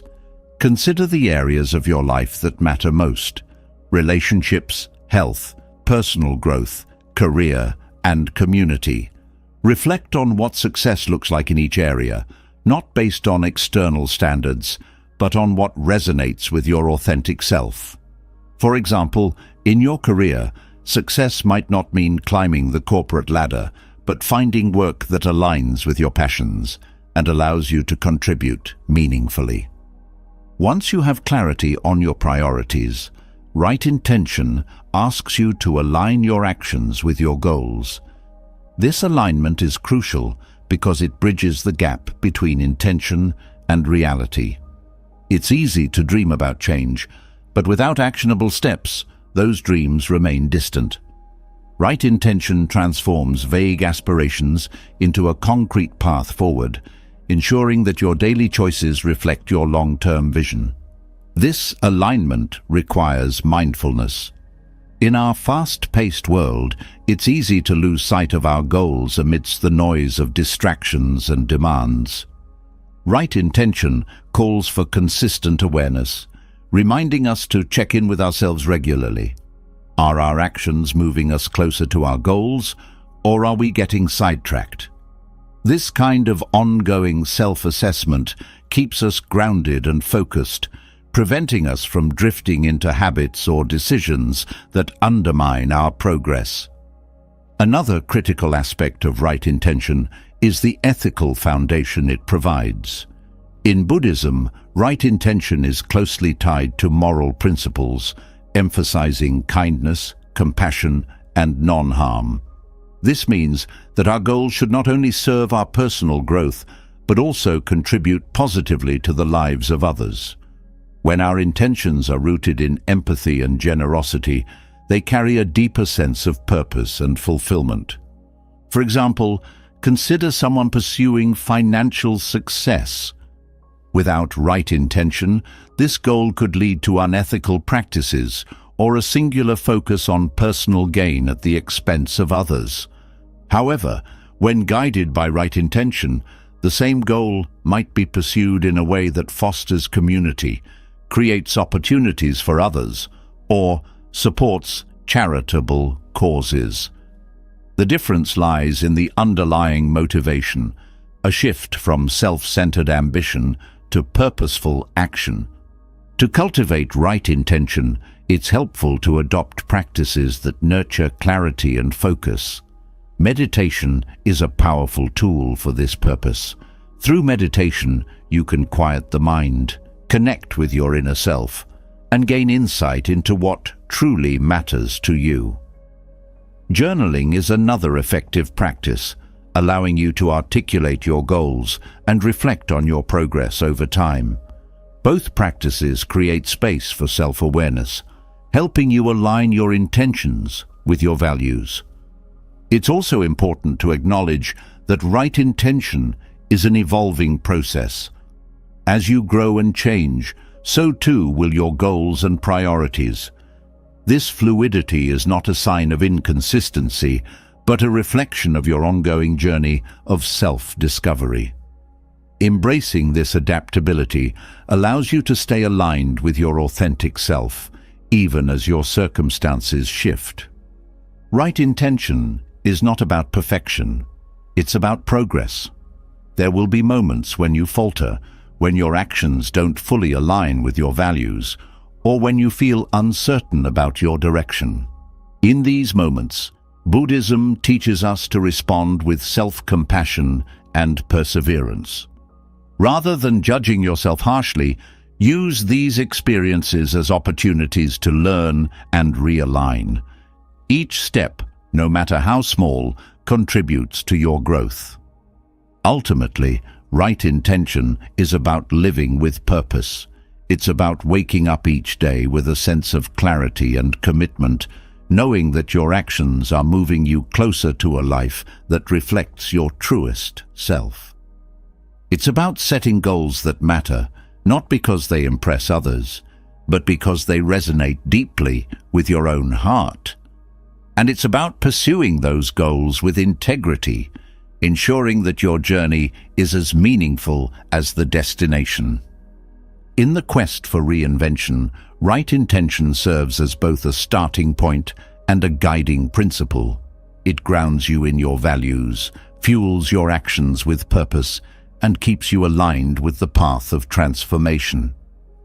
By embracing right intention, you not only create a blueprint for personal growth, but also cultivate a life of authenticity, balance, and profound fulfillment. True transformation doesn't happen overnight. It's not a grand, sweeping gesture or a single moment of brilliance. It's the product of sustained, deliberate action over time.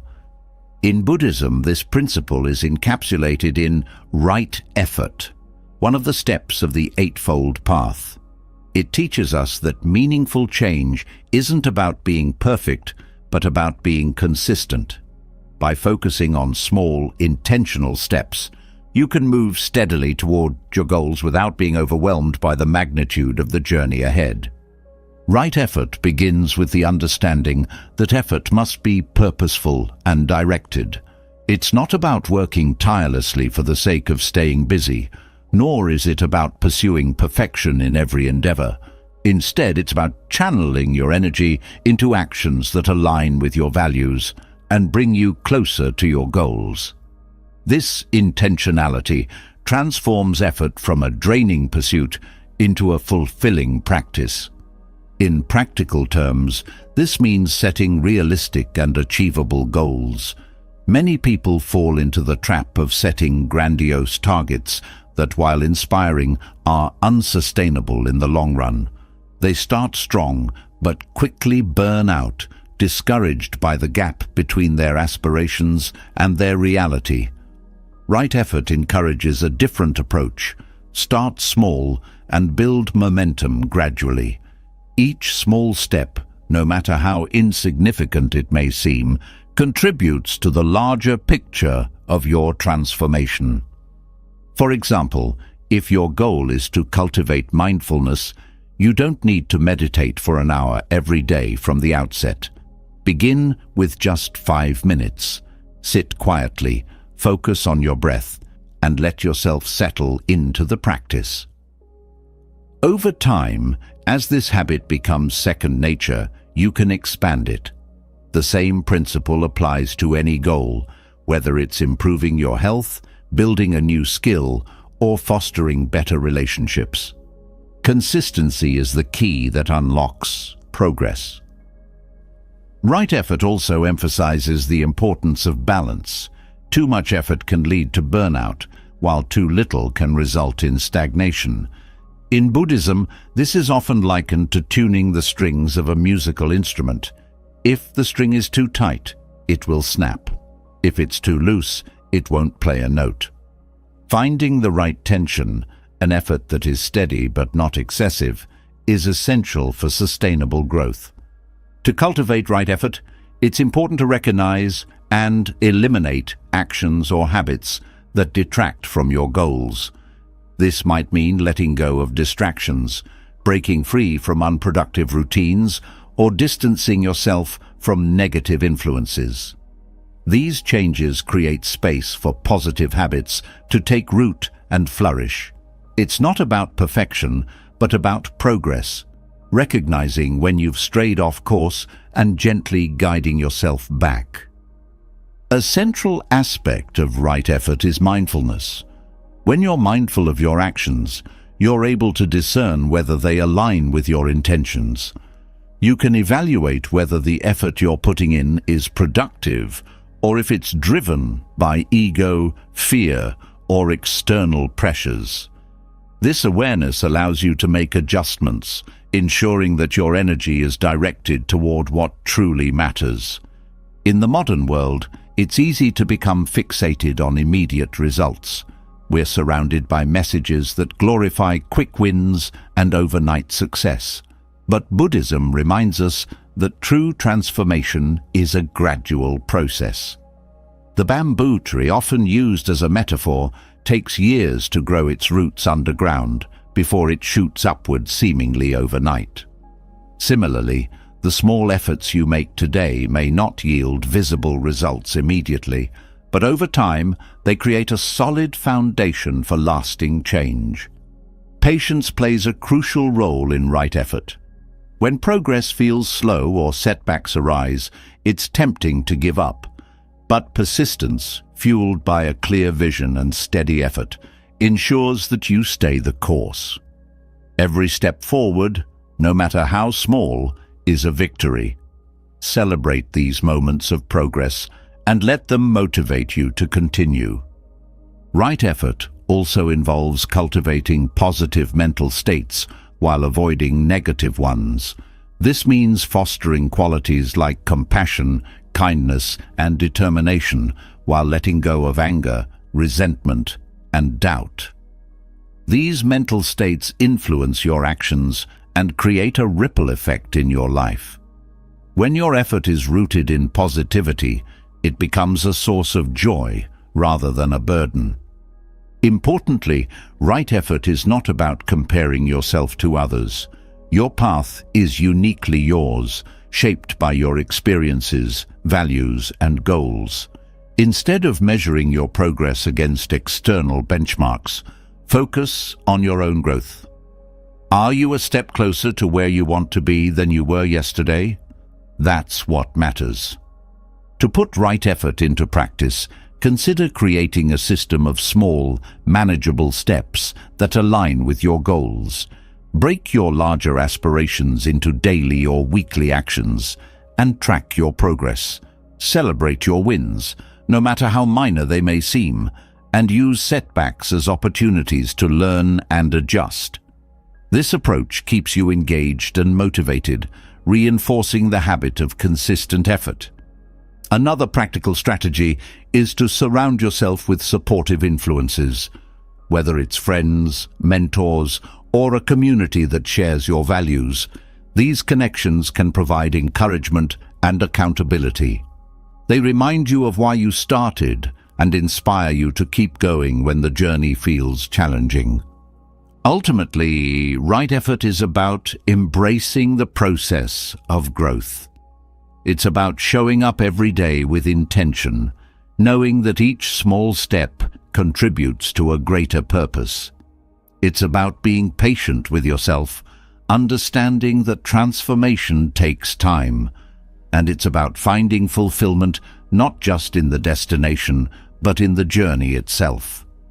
By cultivating right effort, you create a rhythm of purposeful action that aligns with your values and goals. You learn to navigate challenges with resilience, celebrate progress with gratitude, and approach life with a sense of steady determination.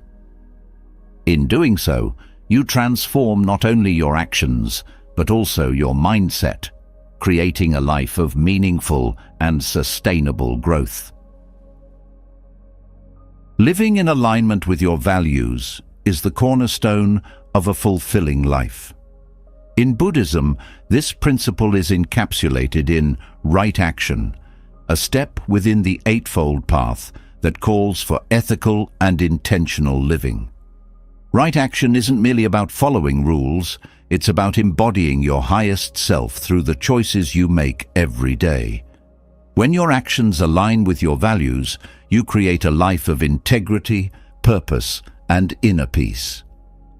At its core, right action is about doing what is morally sound and beneficial, not just for yourself, but for others and the world around you.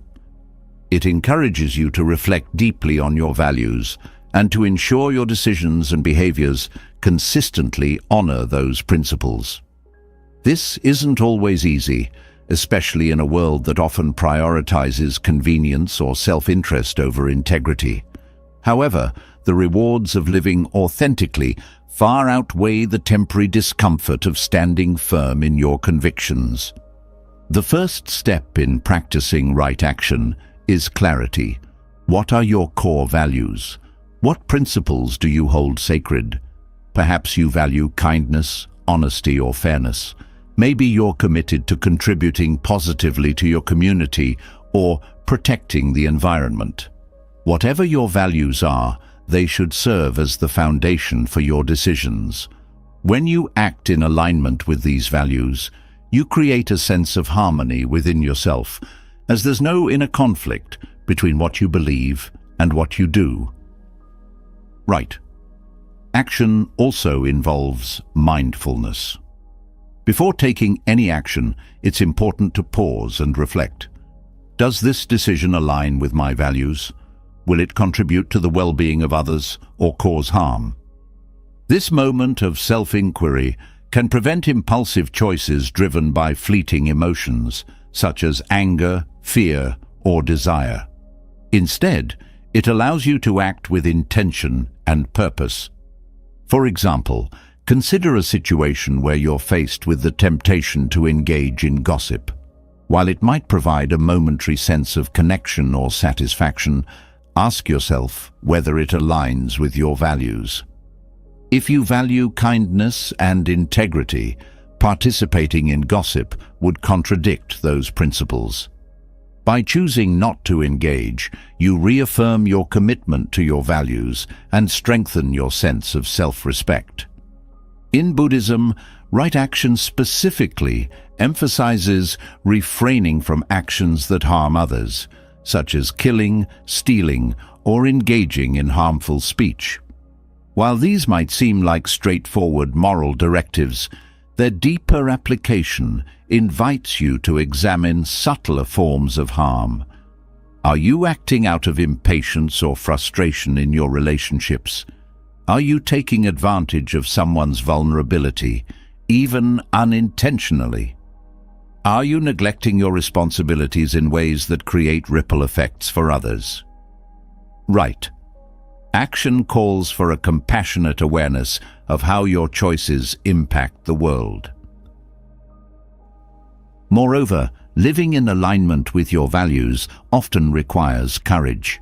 It might mean standing up for what you believe in, even when it's unpopular. It could involve making sacrifices, such as leaving a lucrative job that conflicts with your principles, or walking away from relationships that don't honor your worth. These decisions can be challenging, but they are essential for living authentically. Right action also extends to how you treat yourself. Are you honoring your own needs and well-being, or are you compromising them to please others or meet societal expectations? Self-compassion is a crucial aspect of ethical living. When you treat yourself with kindness and respect, you set the standard for how others should treat you and create the inner strength needed to uphold your values. It's important to recognize that no one is perfect. There will be times when you fall short of your ideals or make mistakes. In these moments, right action encourages self-reflection rather than self-condemnation. What can you learn from this experience? How can you make amends if necessary and recommit to your values moving forward? This process of learning and growth is integral to ethical living. To integrate right action into your daily life, consider starting with small, intentional practices. For example, if kindness is one of your values, commit to performing one small act of kindness each day, whether it's offering a compliment, helping a colleague, or simply smiling at a stranger. If honesty is important to you, practice speaking your truth gently and respectfully, even in difficult situations. These small, consistent actions not only reinforce your values, but also create a positive ripple effect in the world. Another practical approach is to cultivate awareness of your habits and routines. Are there areas where your actions don't align with your values? Perhaps you value sustainability, but find yourself frequently using disposable plastics. Or maybe you value deep, meaningful connections, but spend more time on social media than with loved ones. By identifying these gaps, you can make conscious adjustments to bring your actions into greater alignment with your principles. Community also plays a significant role in supporting right action.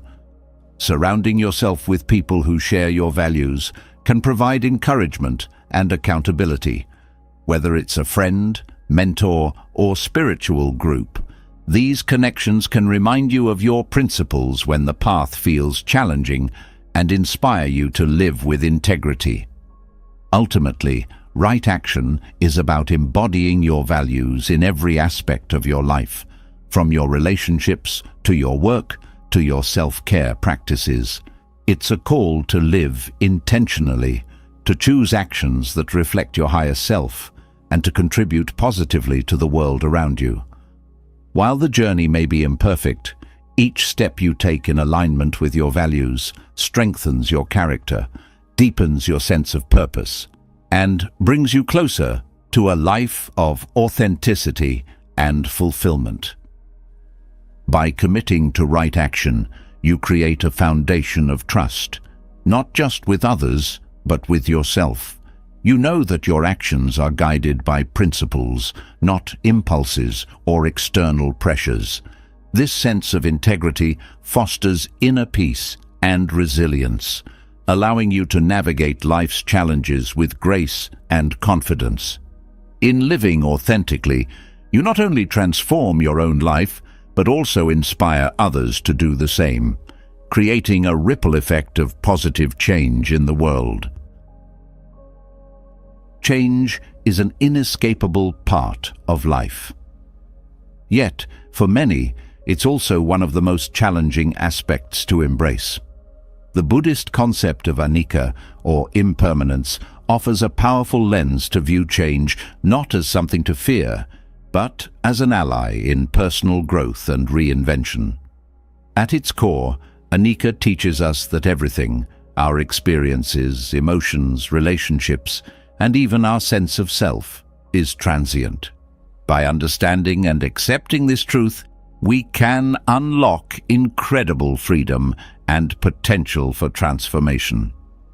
Impermanence is often seen as a source of suffering because humans tend to cling to the familiar, even when it no longer serves them. Whether it's holding on to outdated beliefs, resisting shifts in our personal lives, or fearing the unknown, The root of this struggle lies in attachment.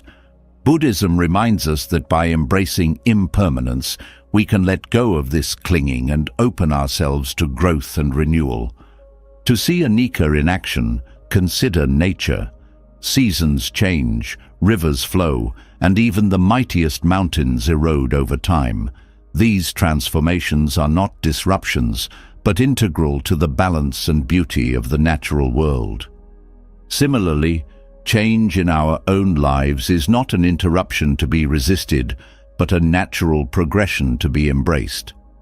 Recognizing this allows us to approach life's transitions, both expected and unexpected, with grace and resilience.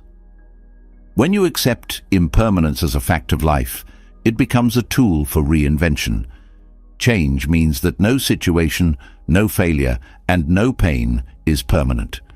This perspective shifts the narrative of hardship from despair to hope.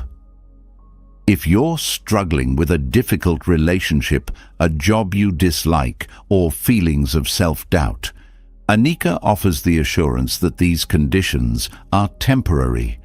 This realization empowers you to let go of what's holding you back and take steps toward creating something new. Reinvention requires us to embrace change, not just passively, but actively. Start by reflecting on areas of your life where you may be resisting transformation.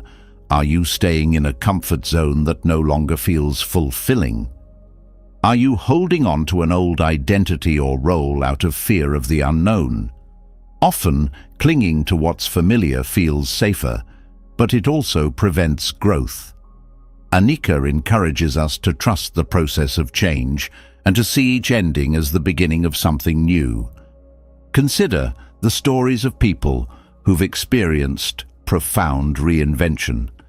Think of someone who overcame failure by viewing it as a lesson rather than a defeat, or someone who turned heartbreak into an opportunity for self-discovery. These transformations happen because of, not in spite of, impermanence. Change is what makes reinvention possible. It's the canvas on which we can paint a new version of ourselves. One practical way to embrace change is through mindfulness. Mindfulness trains us to live fully in the present moment, where we can observe the ebb and flow of our experiences without judgment.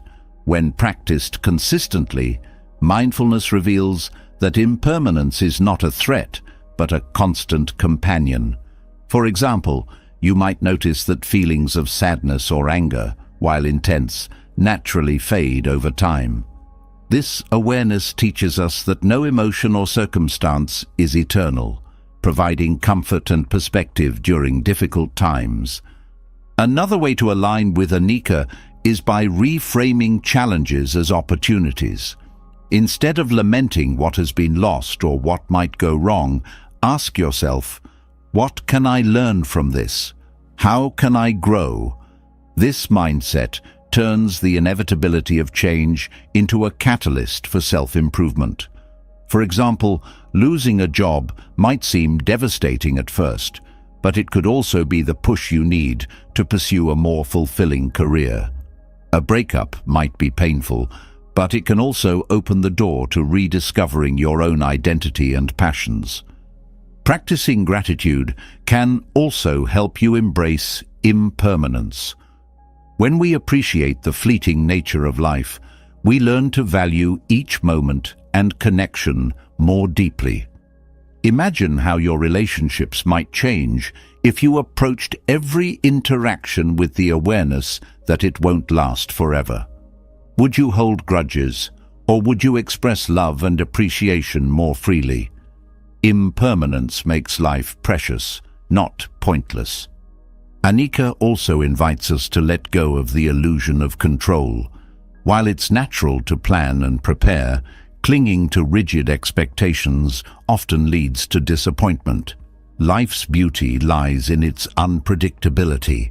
By surrendering to the flow of change, you can experience a sense of freedom and adaptability that allows you to navigate uncertainty with confidence.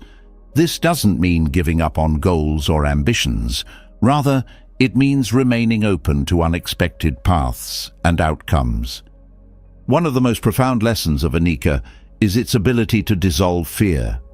Much of our anxiety stems from a desire to make things permanent, whether it's a happy moment we want to last forever or a fear of losing something we value. By accepting that everything is transient, we release the need to control or cling, which in turn reduces fear. This creates space for courage and creativity to emerge, allowing us to take risks and embrace new possibilities. Anicca also reminds us of the power of self-compassion during times of change. Reinvention can be challenging, and setbacks are inevitable. Instead of criticizing yourself for not having it all figured out, recognize that you're a work in progress, just like everyone else. Change is messy and non-linear, but it's also what makes growth possible. Treat yourself with the same kindness and patience you would offer a friend navigating a similar journey. To fully integrate Anicca into your life, start small. Make a habit of noticing the impermanence around you, the weather, the seasons, your emotions, even the way your thoughts evolve throughout the day.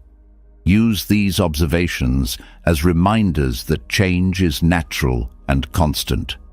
Then, apply this understanding to your own life by embracing opportunities for growth and letting go of what no longer serves you. The beauty of Anicca lies in its universality. Whether you're facing a major life transition or simply trying to improve your daily habits, the principle of impermanence can guide you toward reinvention. By seeing change as your greatest ally rather than your greatest fear, you unlock the freedom to create a life that aligns with your values, aspirations, and highest potential. Rebirth is one of the most transformative ideas in Buddhism, symbolizing the perpetual cycle of renewal. While traditionally tied to the concept of samsara, or the cycle of birth, death, and rebirth, this philosophy also carries a profound metaphorical meaning for our daily lives. Every morning we wake up is an opportunity for reinvention, for letting go of the past and embracing the present with fresh eyes. Each day offers us a chance to begin anew, unburdened by yesterday's regrets or tomorrow's uncertainties. The beauty of this concept lies in its simplicity. You don't have to wait for monumental life events or dramatic transformations to change.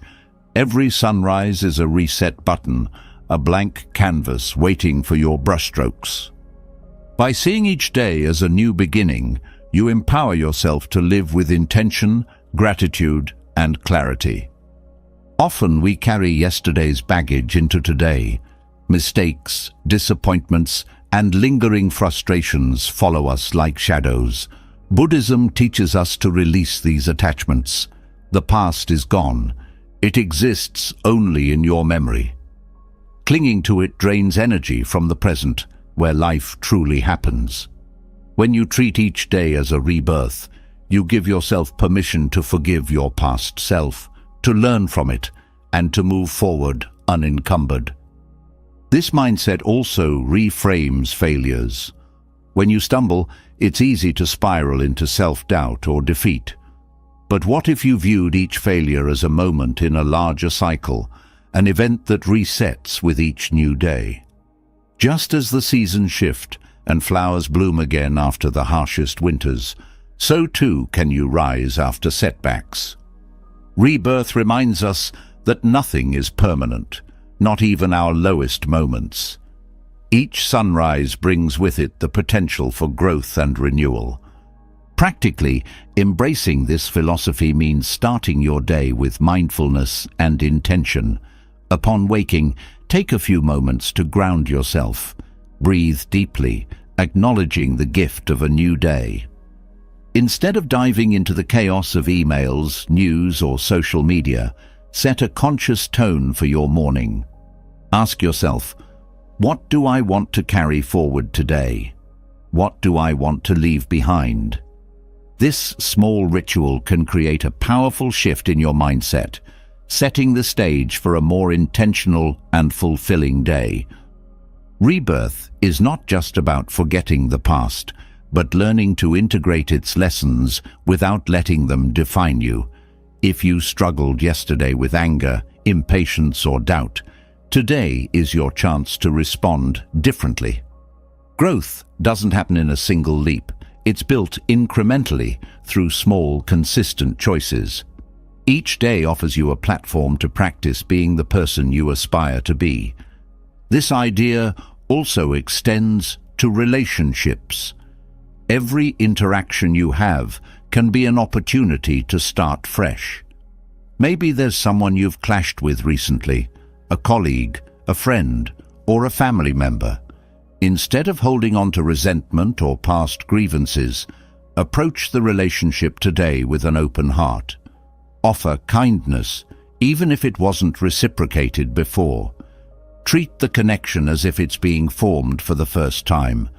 This doesn't mean ignoring boundaries or condoning harm, but rather recognizing that people, like days, are always changing. In Buddhism, the notion of impermanence, anicca, ties closely to rebirth. The transient nature of life means that nothing stays the same, not your emotions, your circumstances, or even who you are as a person. This constant state of flux is not something to fear, but to celebrate. It means that no matter where you are in life, no matter how stuck or overwhelmed you feel, change is always possible. Each morning is proof of that. Consider how this perspective can liberate you from rigid self-definitions. We often label ourselves based on past experiences.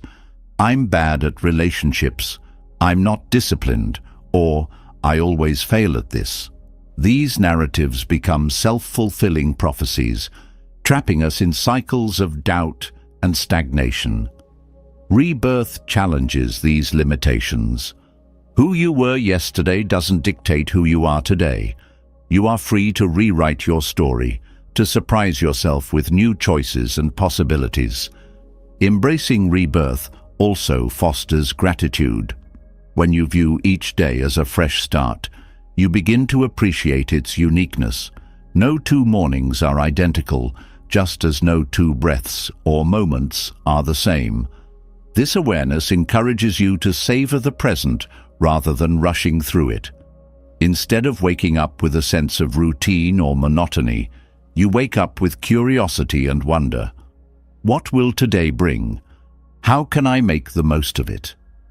This approach doesn't mean dismissing long-term goals or plans. Instead, it emphasizes the importance of breaking them into manageable, daily actions. If your dream is to write a book, today is the day to write a single paragraph. If you want to improve your health, today is the day to take a walk or prepare a nourishing meal. By focusing on what you can do in the present, you build momentum without becoming overwhelmed by the enormity of the task. Rebirth is also a practice in self-compassion. Too often, we hold ourselves to impossible standards, expecting perfection and punishing ourselves for falling short. But just as nature doesn't expect a seed to bloom overnight, you shouldn't demand instant transformation from yourself. Treat each day as a chance to nurture your growth, knowing that progress takes time. Celebrate small victories and approach setbacks with patience and understanding.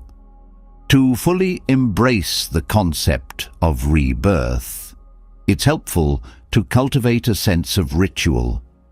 Whether it's through meditation, journaling, or simply pausing to set an intention, these practices can anchor you in the present and reinforce the idea that today is a new beginning. Over time, these rituals become a source of strength and clarity, helping you navigate life's ups and downs with greater ease. As you integrate this philosophy into your life, you may notice subtle but profound shifts. Challenges feel less daunting because you know they're temporary. Mistakes sting less because you understand their opportunities for learning. Even the most ordinary days take on a sense of significance because they hold the potential for growth and discovery. Rebirth, in its essence, is about hope.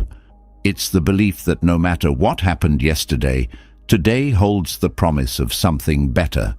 By embracing this mindset, you align yourself with one of the most powerful truths in Buddhism, that change is always possible, and every day is a chance to begin again.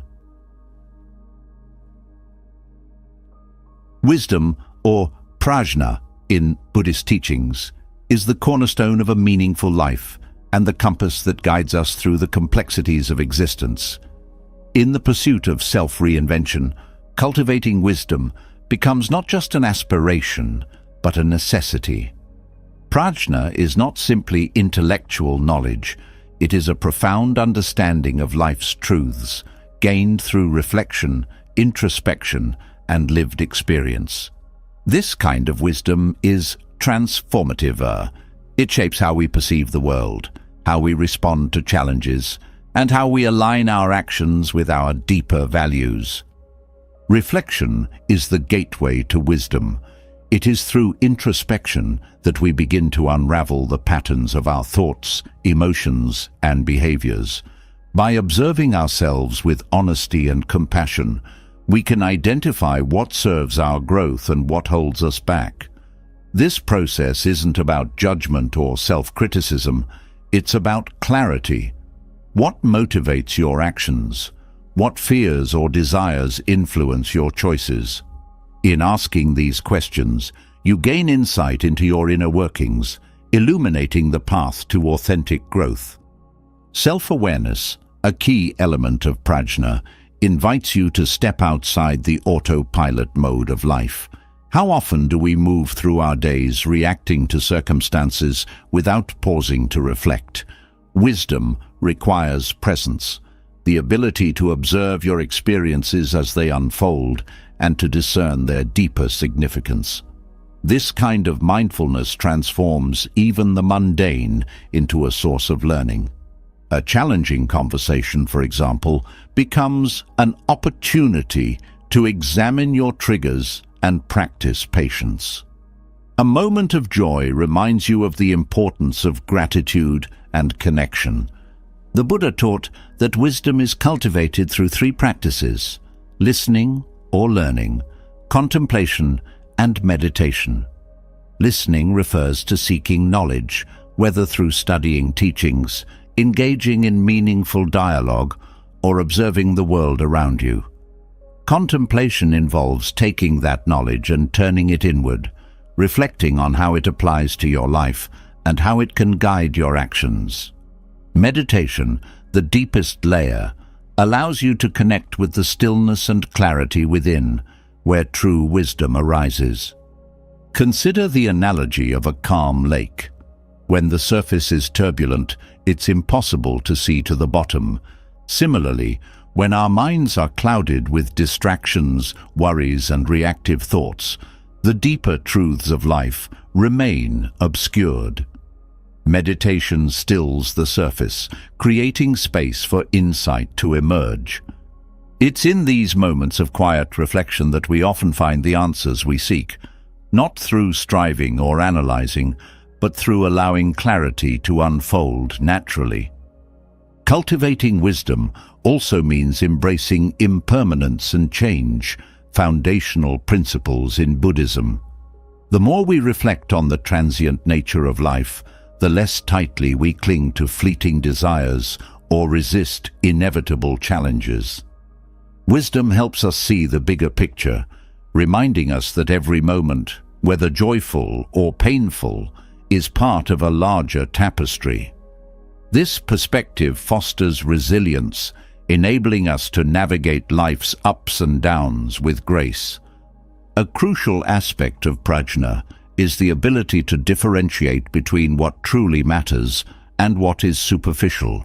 In a world filled with distractions, it's easy to lose sight of your deeper values and priorities. Reflection anchors you in what's essential, stripping away the noise to reveal the heart of what you seek. What brings you genuine fulfillment? What aligns with your purpose? These are questions that only wisdom, cultivated through introspection, can answer. Wisdom also serves as a foundation for ethical living. When you understand the interconnectedness of all beings, you naturally make choices that contribute to harmony rather than discord. This doesn't mean perfection or never making mistakes. It means approaching life with an intention to grow, learn, and act in ways that reflect your highest self. As your wisdom deepens, so does your capacity for compassion, kindness, and integrity. Practically, cultivating prajna involves integrating reflection into your daily life. This could mean setting aside time each evening to review your day. What did you learn? What challenges arose and how did you handle them? What would you like to do differently tomorrow? Journaling can be a powerful tool for this practice, helping you track your growth and identify recurring themes. Another way to deepen wisdom is to seek out diverse perspectives. Engage with books, teachings, or conversations that challenge your assumptions and expand your understanding. Wisdom thrives in curiosity, the willingness to question, explore, and remain open to new insights. Even when you feel certain about something, approach it with a beginner's mind, ready to see it from a fresh angle. It's also important to remember that wisdom isn't a destination, it's a lifelong journey. There will be moments of clarity and moments of confusion, and both are essential parts of the process.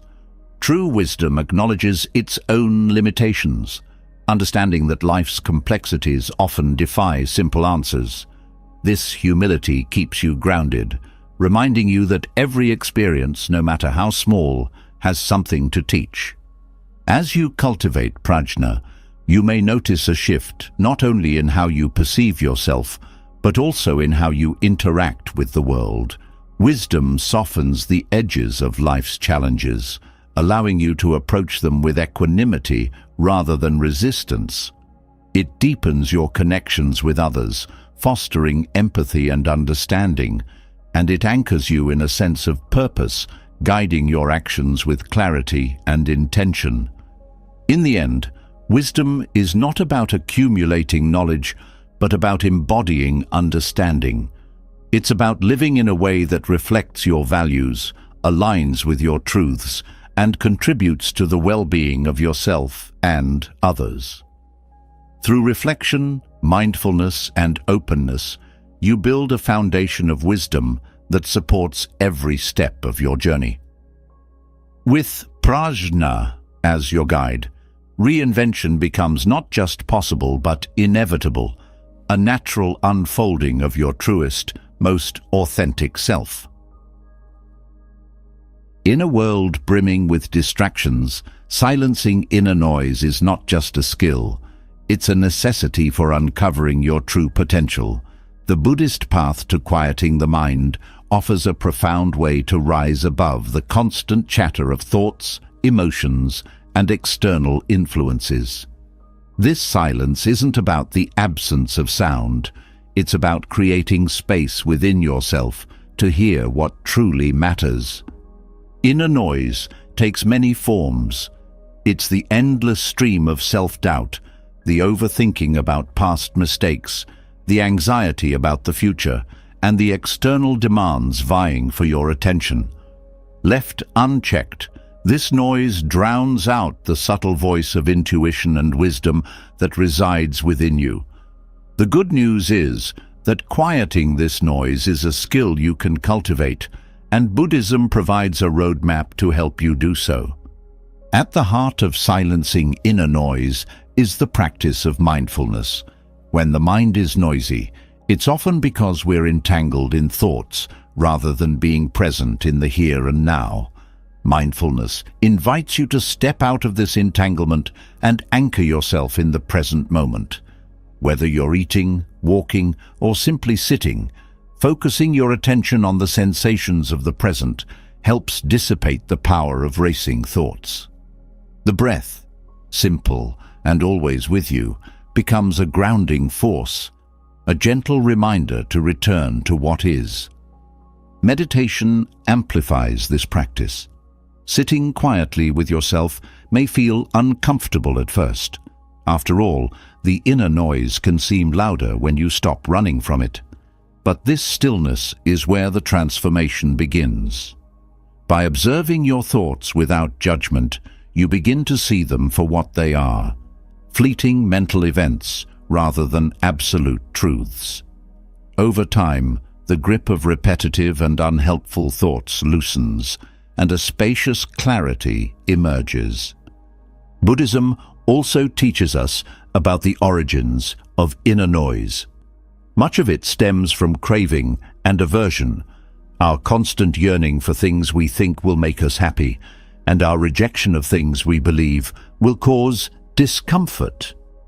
This cycle fuels a restless mind. When we let go of the need to control or cling to outcomes, the noise diminishes. Acceptance becomes a key tool. Instead of resisting the chaos within, acknowledge it with compassion. Like a storm passing through, it will subside. Another source of inner noise is the barrage of external distractions. In the modern age, our minds are bombarded by notifications, social media, advertisements, and an overwhelming amount of information. This overstimulation leaves little room for reflection or deep focus. Creating intentional boundaries is essential. Designate tech-free zones or times in your day. Prioritize activities that nourish your inner peace, such as journaling, spending time in nature, or engaging in creative pursuits. Inner noise is also amplified by unresolved emotions. Suppressing or ignoring feelings like anger, sadness, or fear doesn't make them disappear. It buries them, allowing them to bubble up in unexpected ways. Acknowledging and processing these emotions with mindfulness allows you to release their hold on you. As the Buddha taught, emotions are like visitors. They come and go. Observing them with curiosity rather than attachment helps them move on. Silencing inner noise doesn't mean silencing your thoughts altogether. Rather, it's about cultivating discernment, learning to recognize which thoughts deserve your attention and which do not. This discernment grows with the practice of mental clarity, or samatha, by training the mind to focus on a single point, like the breath or a mantra. You develop the ability to redirect your attention away from unhelpful thoughts and toward what truly matters. Self-compassion plays a crucial role in this process. Often, the harshest noise we face is our own self-criticism. Buddhism emphasizes treating yourself with the same kindness you would offer to a dear friend. When your mind spirals into negativity, remind yourself that these patterns are universal human experiences. Gently guide yourself back to the present, acknowledging your efforts without judgment. As you quiet the inner noise, what emerges is your true potential, your innate wisdom, creativity, and capacity for joy. When the mind is no longer clouded by distractions, you can see your goals, values, and purpose with greater clarity. This clarity fuels inspired action. You're no longer reacting impulsively to the world around you. Instead, you're responding thoughtfully from a place of inner alignment. Silencing inner noise doesn't happen overnight. It's a gradual journey of practice and patience. Some days, the noise may feel overwhelming, while on others, a serene stillness takes hold. Both are part of the process. Celebrate the small victories, moments of calm amidst the chaos, the ability to pause before reacting, the growing awareness of your inner world. Ultimately, silencing inner noise is about creating space to breathe, to think, to feel, and to simply be. In this space, you uncover not just your true potential, but also a profound sense of peace and connection to life itself. It's a reminder that beneath the noise, you are already whole, already enough, and already capable of achieving anything you set your heart to. Forgiveness is one of the most profound acts of compassion, not just for others, but for yourself. In Buddhism, forgiveness is viewed as a powerful tool for personal liberation. It's not about excusing harmful actions or forgetting injustices. It's about releasing the grip of anger, resentment, and pain that weighs down your heart and mind. To forgive is to free yourself from a self-imposed prison, to let go of the toxic emotions that hinder your growth and happiness. At its core, forgiveness begins with understanding. Buddhism teaches that all beings are driven by their own suffering, desires, and ignorance. When someone causes harm, it's often a reflection of their inner turmoil, rather than a deliberate intent to hurt you. Recognizing this doesn't make their actions right, but it helps you see the humanity behind their mistakes. Compassion arises when you understand that, like you, others are navigating their struggles and imperfections. Holding on to resentment is like carrying a heavy stone in your heart. It drains your energy, clouds your mind, and prevents you from moving forward. You might replay the wrongs done to you, fueling anger and bitterness, but this cycle only deepens your suffering. Forgiveness, in contrast, is a conscious decision to put the stone down. It's not about condoning what happened. It's about freeing yourself from the burden of carrying it. Forgiveness is not always immediate. It's a process that requires patience and courage. The first step is acknowledging the hurt you've experienced. Denying or suppressing your emotions only prolongs your pain. Allow yourself to feel the anger, sadness, or betrayal fully, but without judgment. This acknowledgement creates space for healing to begin. Next comes the practice of letting go. This doesn't mean forcing yourself to forget or pretending the pain doesn't exist. Letting go is about releasing the emotional attachment to the event or person. It's saying, "I will no longer let this define me or control my peace." This step requires mindfulness and self-compassion. You may need to revisit it repeatedly as you work through layers of hurt. In Buddhism, meditation is a powerful ally in the practice of forgiveness. Loving kindness meditation, or metta bhavana, is particularly transformative. As you sit in stillness, you begin by directing kindness and goodwill toward yourself. Then, you expand this sense of compassion outward, to loved ones, acquaintances, and eventually to those who have caused you pain. This process is not about forcing feelings of love, but about cultivating an open heart and a willingness to wish others well, even those who have wronged you. Forgiveness also involves shifting your perspective. Ask yourself, what can I learn from this experience? How can it help me grow? Challenges, even painful ones, often hold hidden lessons. They teach resilience, self-awareness, and the power of compassion.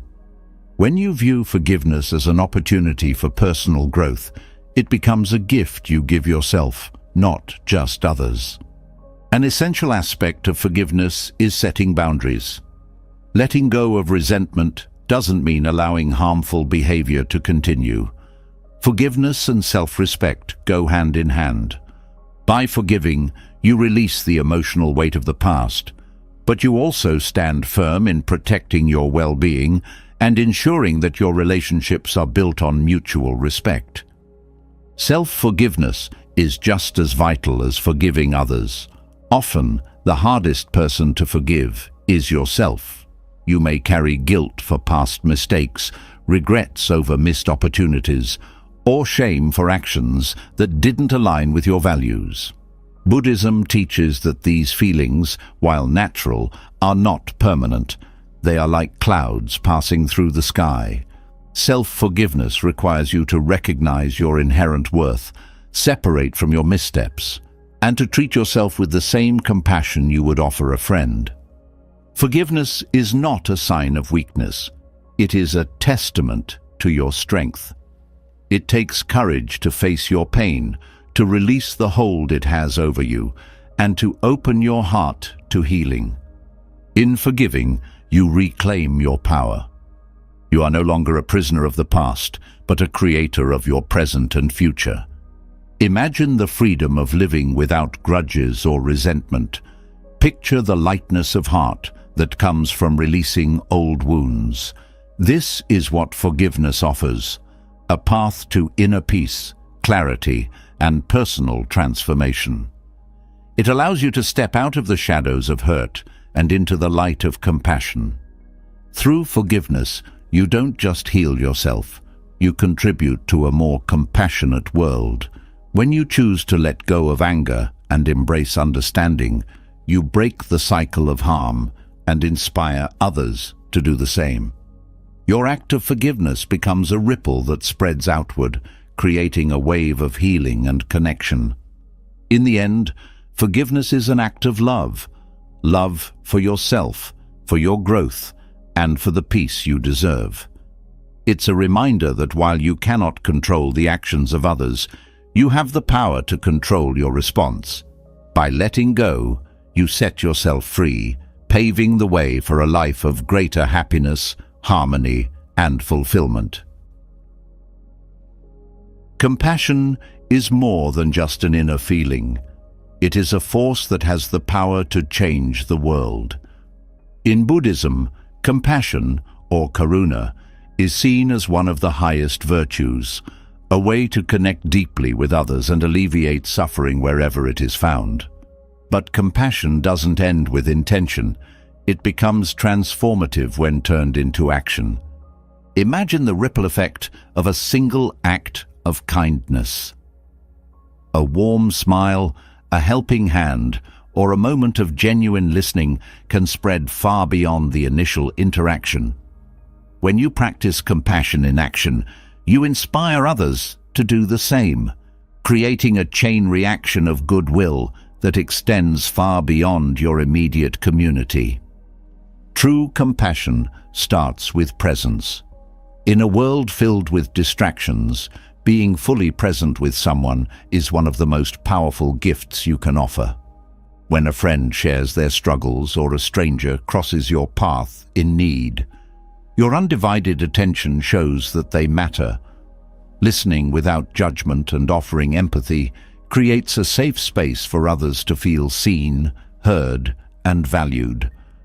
Compassion in action also means recognizing suffering in its various forms and responding with a willingness to help.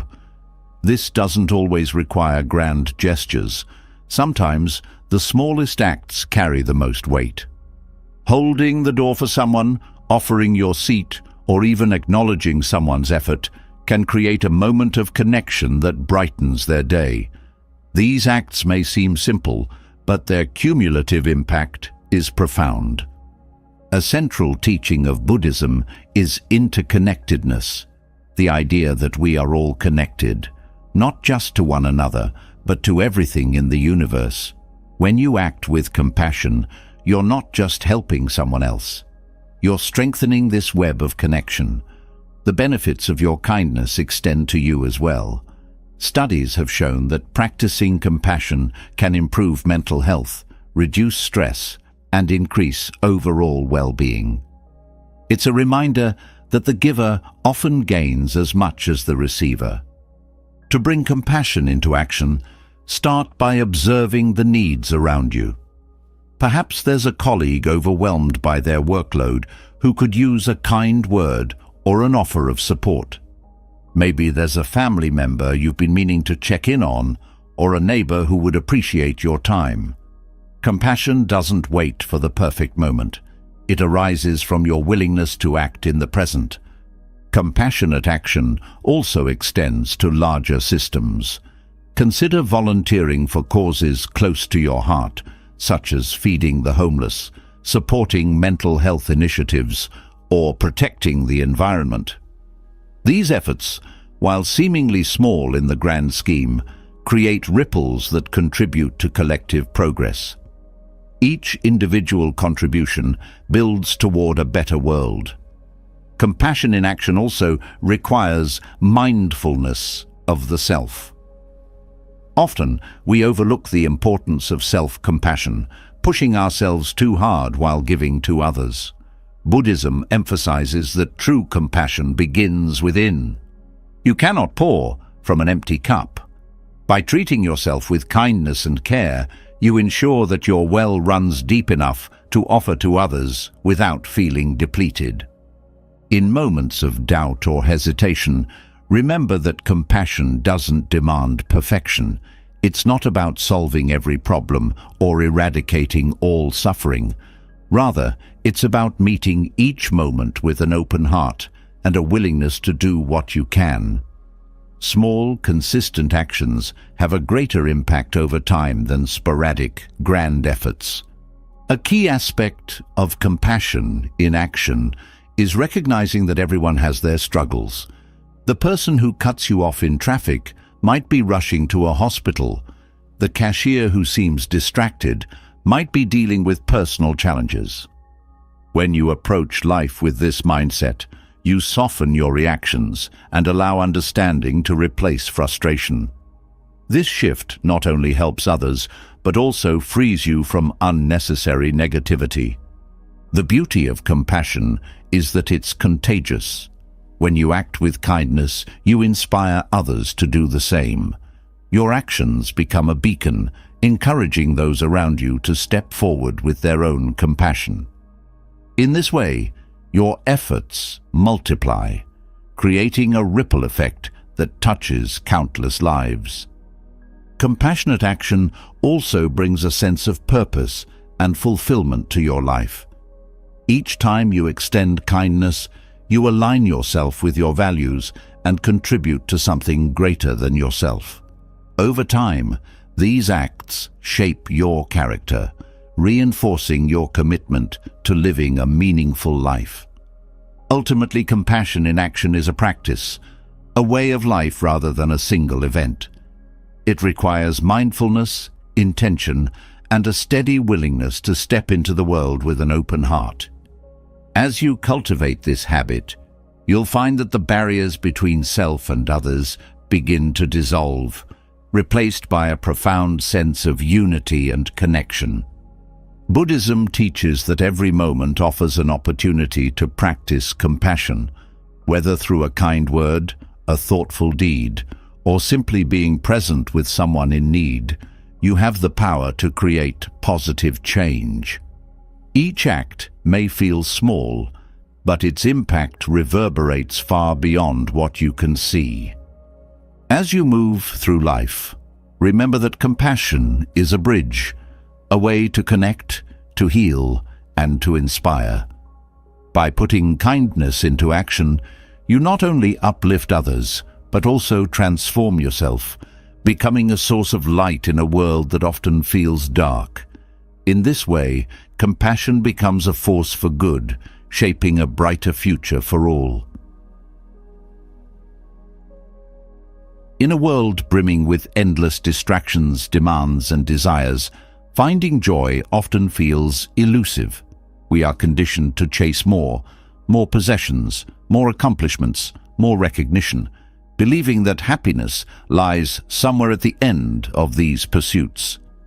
Yet Buddhism offers a radical, yet deeply comforting perspective. True fulfillment arises not from accumulating more, but from embracing less. The essence of this teaching lies in simplicity. The Buddha's life itself exemplifies this principle. Born into wealth and luxury, Siddhartha Gautama walked away from it all in search of truth. What he discovered became the foundation of Buddhism, that letting go of excess and focusing on the essentials brings clarity, peace, and profound happiness. This principle remains as relevant today as it was over 2,500 years ago. The first step toward finding joy in simplicity is recognizing the weight of our attachments.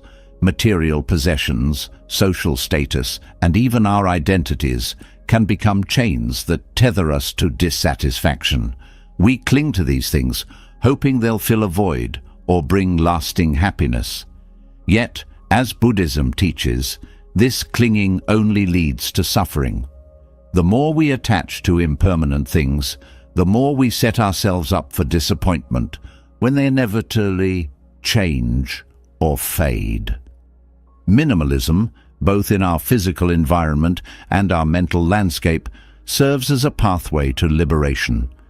By reducing the clutter in our lives, whether it's unnecessary possessions, unproductive habits, or toxic relationships, we create space for what truly matters.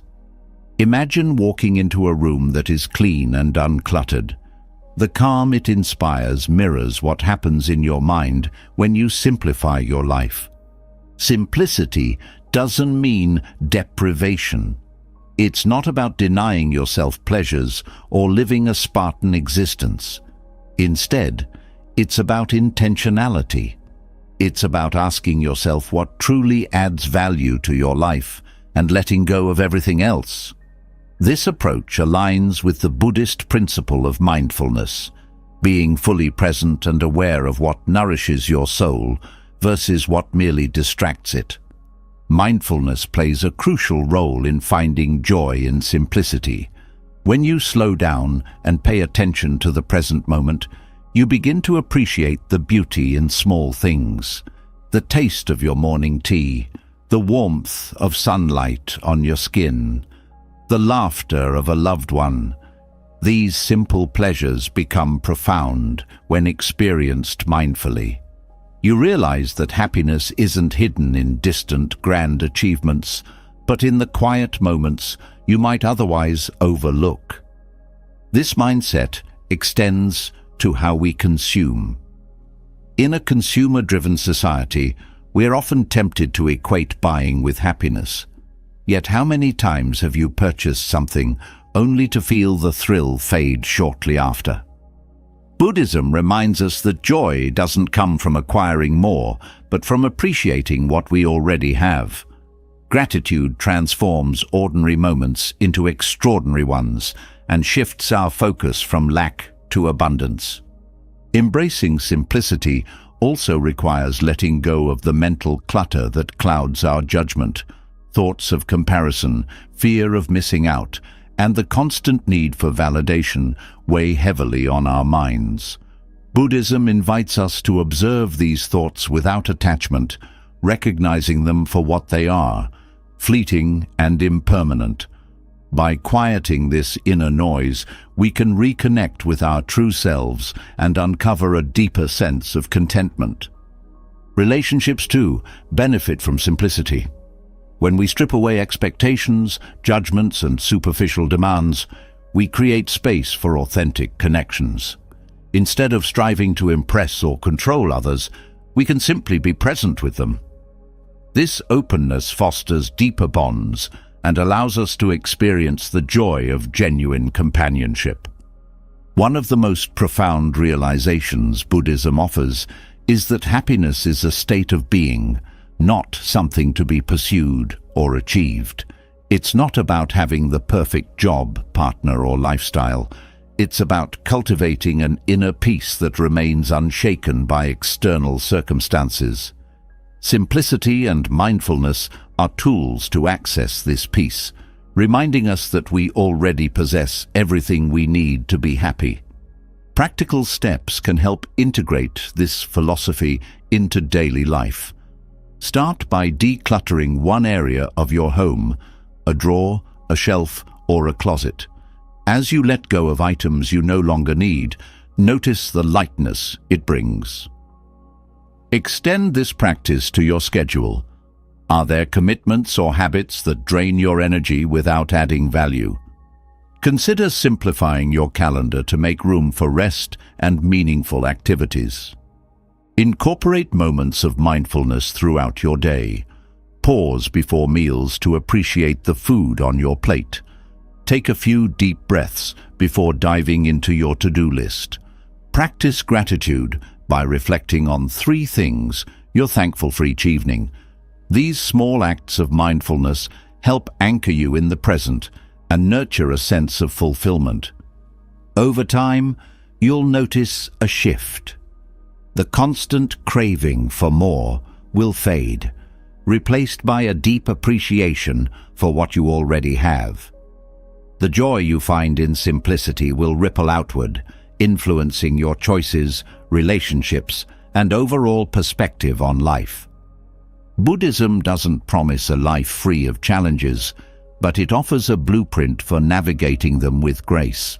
By embracing simplicity and practicing mindfulness, you cultivate a resilience that allows you to find joy even in difficult times. You learn to let go of the unnecessary and focus on what truly matters: peace, connection, and self-awareness. In a world that often equates complexity with success, Buddhism reminds us that simplicity is the ultimate sophistication. By choosing to live with intention and presence, you rediscover the profound beauty in the everyday. This approach not only transforms your life, but also inspires those around you, creating a ripple effect of joy and mindfulness. In Buddhism, the concept of Dharma serves as a guiding principle, offering clarity and direction in life.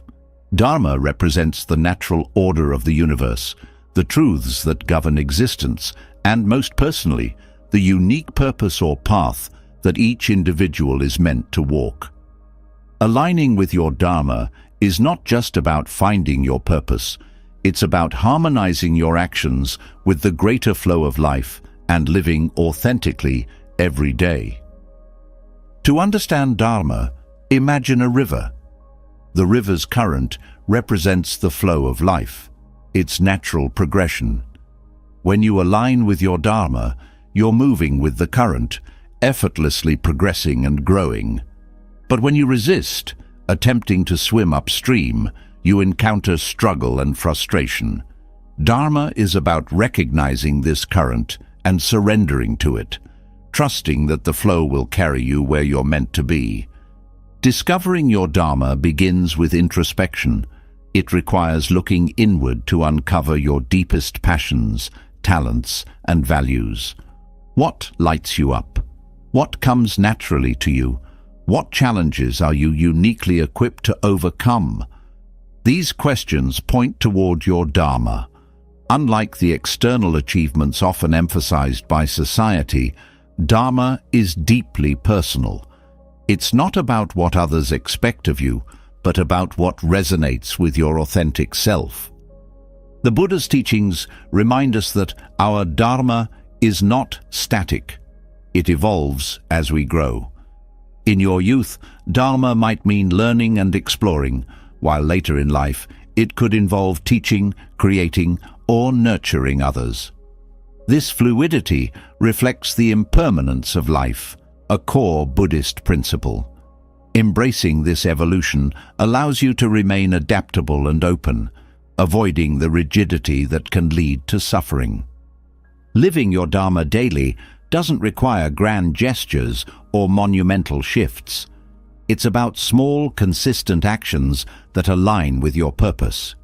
If your Dharma involves creativity, it might mean dedicating time each day to write, paint, or innovate. If it's about compassion, it could mean practicing kindness in your interactions, volunteering, or supporting loved ones. These acts, no matter how small, contribute to a fulfilling life. Buddhism also teaches that living in alignment with your Dharma benefits not only you, but also those around you. When you follow your true path, you radiate peace, joy, and authenticity, inspiring others to do the same. This ripple effect creates a harmonious environment, fostering connection and mutual growth. However, aligning with your Dharma requires courage. It often means stepping away from societal norms, challenging expectations, and trusting your inner voice. This path may not always be easy. There will be moments of doubt and fear, especially when your Dharma calls you toward uncertainty or risks. But Buddhism provides tools to navigate these challenges: mindfulness, meditation, and the Eightfold Path, all of which cultivate resilience and clarity. Mindfulness is particularly valuable in this journey. By staying present, you can better discern whether your actions align with your Dharma. When faced with a decision, ask yourself, does this choice resonate with my values? Does it bring me closer to my authentic self? Mindfulness helps strip away distractions, allowing you to focus on what truly matters. Meditation deepens this process by quieting the mind and creating space for insight. In the stillness of meditation, you can reconnect with your purpose, listen to your intuition, and gain clarity on your next steps. This practice serves as a compass, guiding you back to your Dharma whenever you feel lost or uncertain. The Eightfold Path, especially the principles of right intention and right action, provides a framework for living your Dharma. Right intention encourages you to align your goals with your values, while right action ensures your behaviors reflect these intentions. Together, these principles create a life of integrity and purpose. Buddhism also emphasizes the importance of patience and trust in this process. Your Dharma may not reveal itself all at once. It often unfolds gradually, like the petals of a flower, as you grow and gain experiences. Trusting this natural progression can alleviate the pressure to have all the answers immediately. Instead, focus on taking one step at a time, knowing that each step brings you closer to your path. A common obstacle to aligning with your Dharma is fear. Fear of failure, judgment, or the unknown. Buddhism teaches that fear arises from attachment and aversion. By practicing detachment and accepting impermanence, you can release these fears and move forward with confidence. Remember, your Dharma is not about perfection. It's about authenticity. Even missteps and challenges are part of the journey, offering valuable lessons and opportunities for growth. Aligning with your Dharma also means letting go of comparisons. In a world where success is often measured against others, it's easy to feel inadequate or unsure of your path. But Buddhism reminds us that each person's Dharma is unique. Comparing your journey to someone else's is like comparing a river to a mountain. They are both beautiful and purposeful in their own ways. As you continue to align with your Dharma, you'll notice a profound sense of peace and fulfillment. Life becomes less about external achievements and more about inner harmony. You feel a deep connection to yourself, others, and the universe. This alignment transforms not only your life, but also the world around you, as your actions contribute to a greater sense of balance and compassion. Ultimately, living your Dharma is an act of self-love and service. It's a commitment to honor your authentic self, embrace your unique gifts, and contribute to the world in a meaningful way. Each day offers an opportunity to align with this purpose, to make choices that reflect your values, and to live with intention and joy. By following your Dharma, you not only create a fulfilling life for yourself, but also inspire others to do the same, weaving a tapestry of harmony and connection in the world. Reinvention is not a single act. It is a continuous journey, a process of growth and transformation that unfolds throughout your life. In Buddhism, the idea of impermanence, or anicca, is at the heart of this concept. Nothing in life is static. Our bodies, minds, relationships and circumstances are all in constant flux. Embracing this impermanence allows us to approach reinvention not as a one-time overhaul, but as an ongoing practice of adapting, learning, and evolving. At its core, self-reinvention is about shedding old layers to uncover deeper truths about yourself. Just as a snake sheds its skin to grow, we must release outdated beliefs, behaviors, and attachments to step into a more authentic version of ourselves. This process can be both challenging and liberating, as it requires courage to let go of the familiar and embrace the unknown. The Buddhist path offers profound guidance for navigating this journey. The Four Noble Truths provide a framework for understanding the nature of our struggles and finding freedom from them. The Eightfold Path serves as a roadmap, guiding our thoughts, intentions, and actions toward alignment with our highest selves. These teachings remind us that transformation begins within. By changing our mindset, we change our reality. Reinvention also requires mindfulness. By staying present, you can observe your thoughts, emotions, and habits without judgment, identifying areas that no longer serve you. Mindfulness creates a space between stimulus and response, allowing you to choose actions that align with your intentions. It shifts your focus from what you cannot control to what you can, your attitude, choices, and effort. Meditation deepens this awareness, offering a refuge where you can reflect on your journey and reconnect with your true self. In the stillness of meditation, you can release distractions, clarify your goals, and find the strength to move forward. Each session becomes a moment of renewal, a step toward the person you aspire to be. One of the most transformative aspects of self-reinvention is the ability to rewrite your narrative. Buddhism teaches that clinging to a fixed identity, whether shaped by past successes, failures, or societal expectations, limits your potential. The concept of anatta, or no self, reminds us that our identity is fluid and ever-changing. By letting go of rigid definitions of who we are, we open ourselves to infinite possibilities. Reinvention also calls for resilience. The path to growth is rarely linear. It is marked by setbacks, detours, and challenges.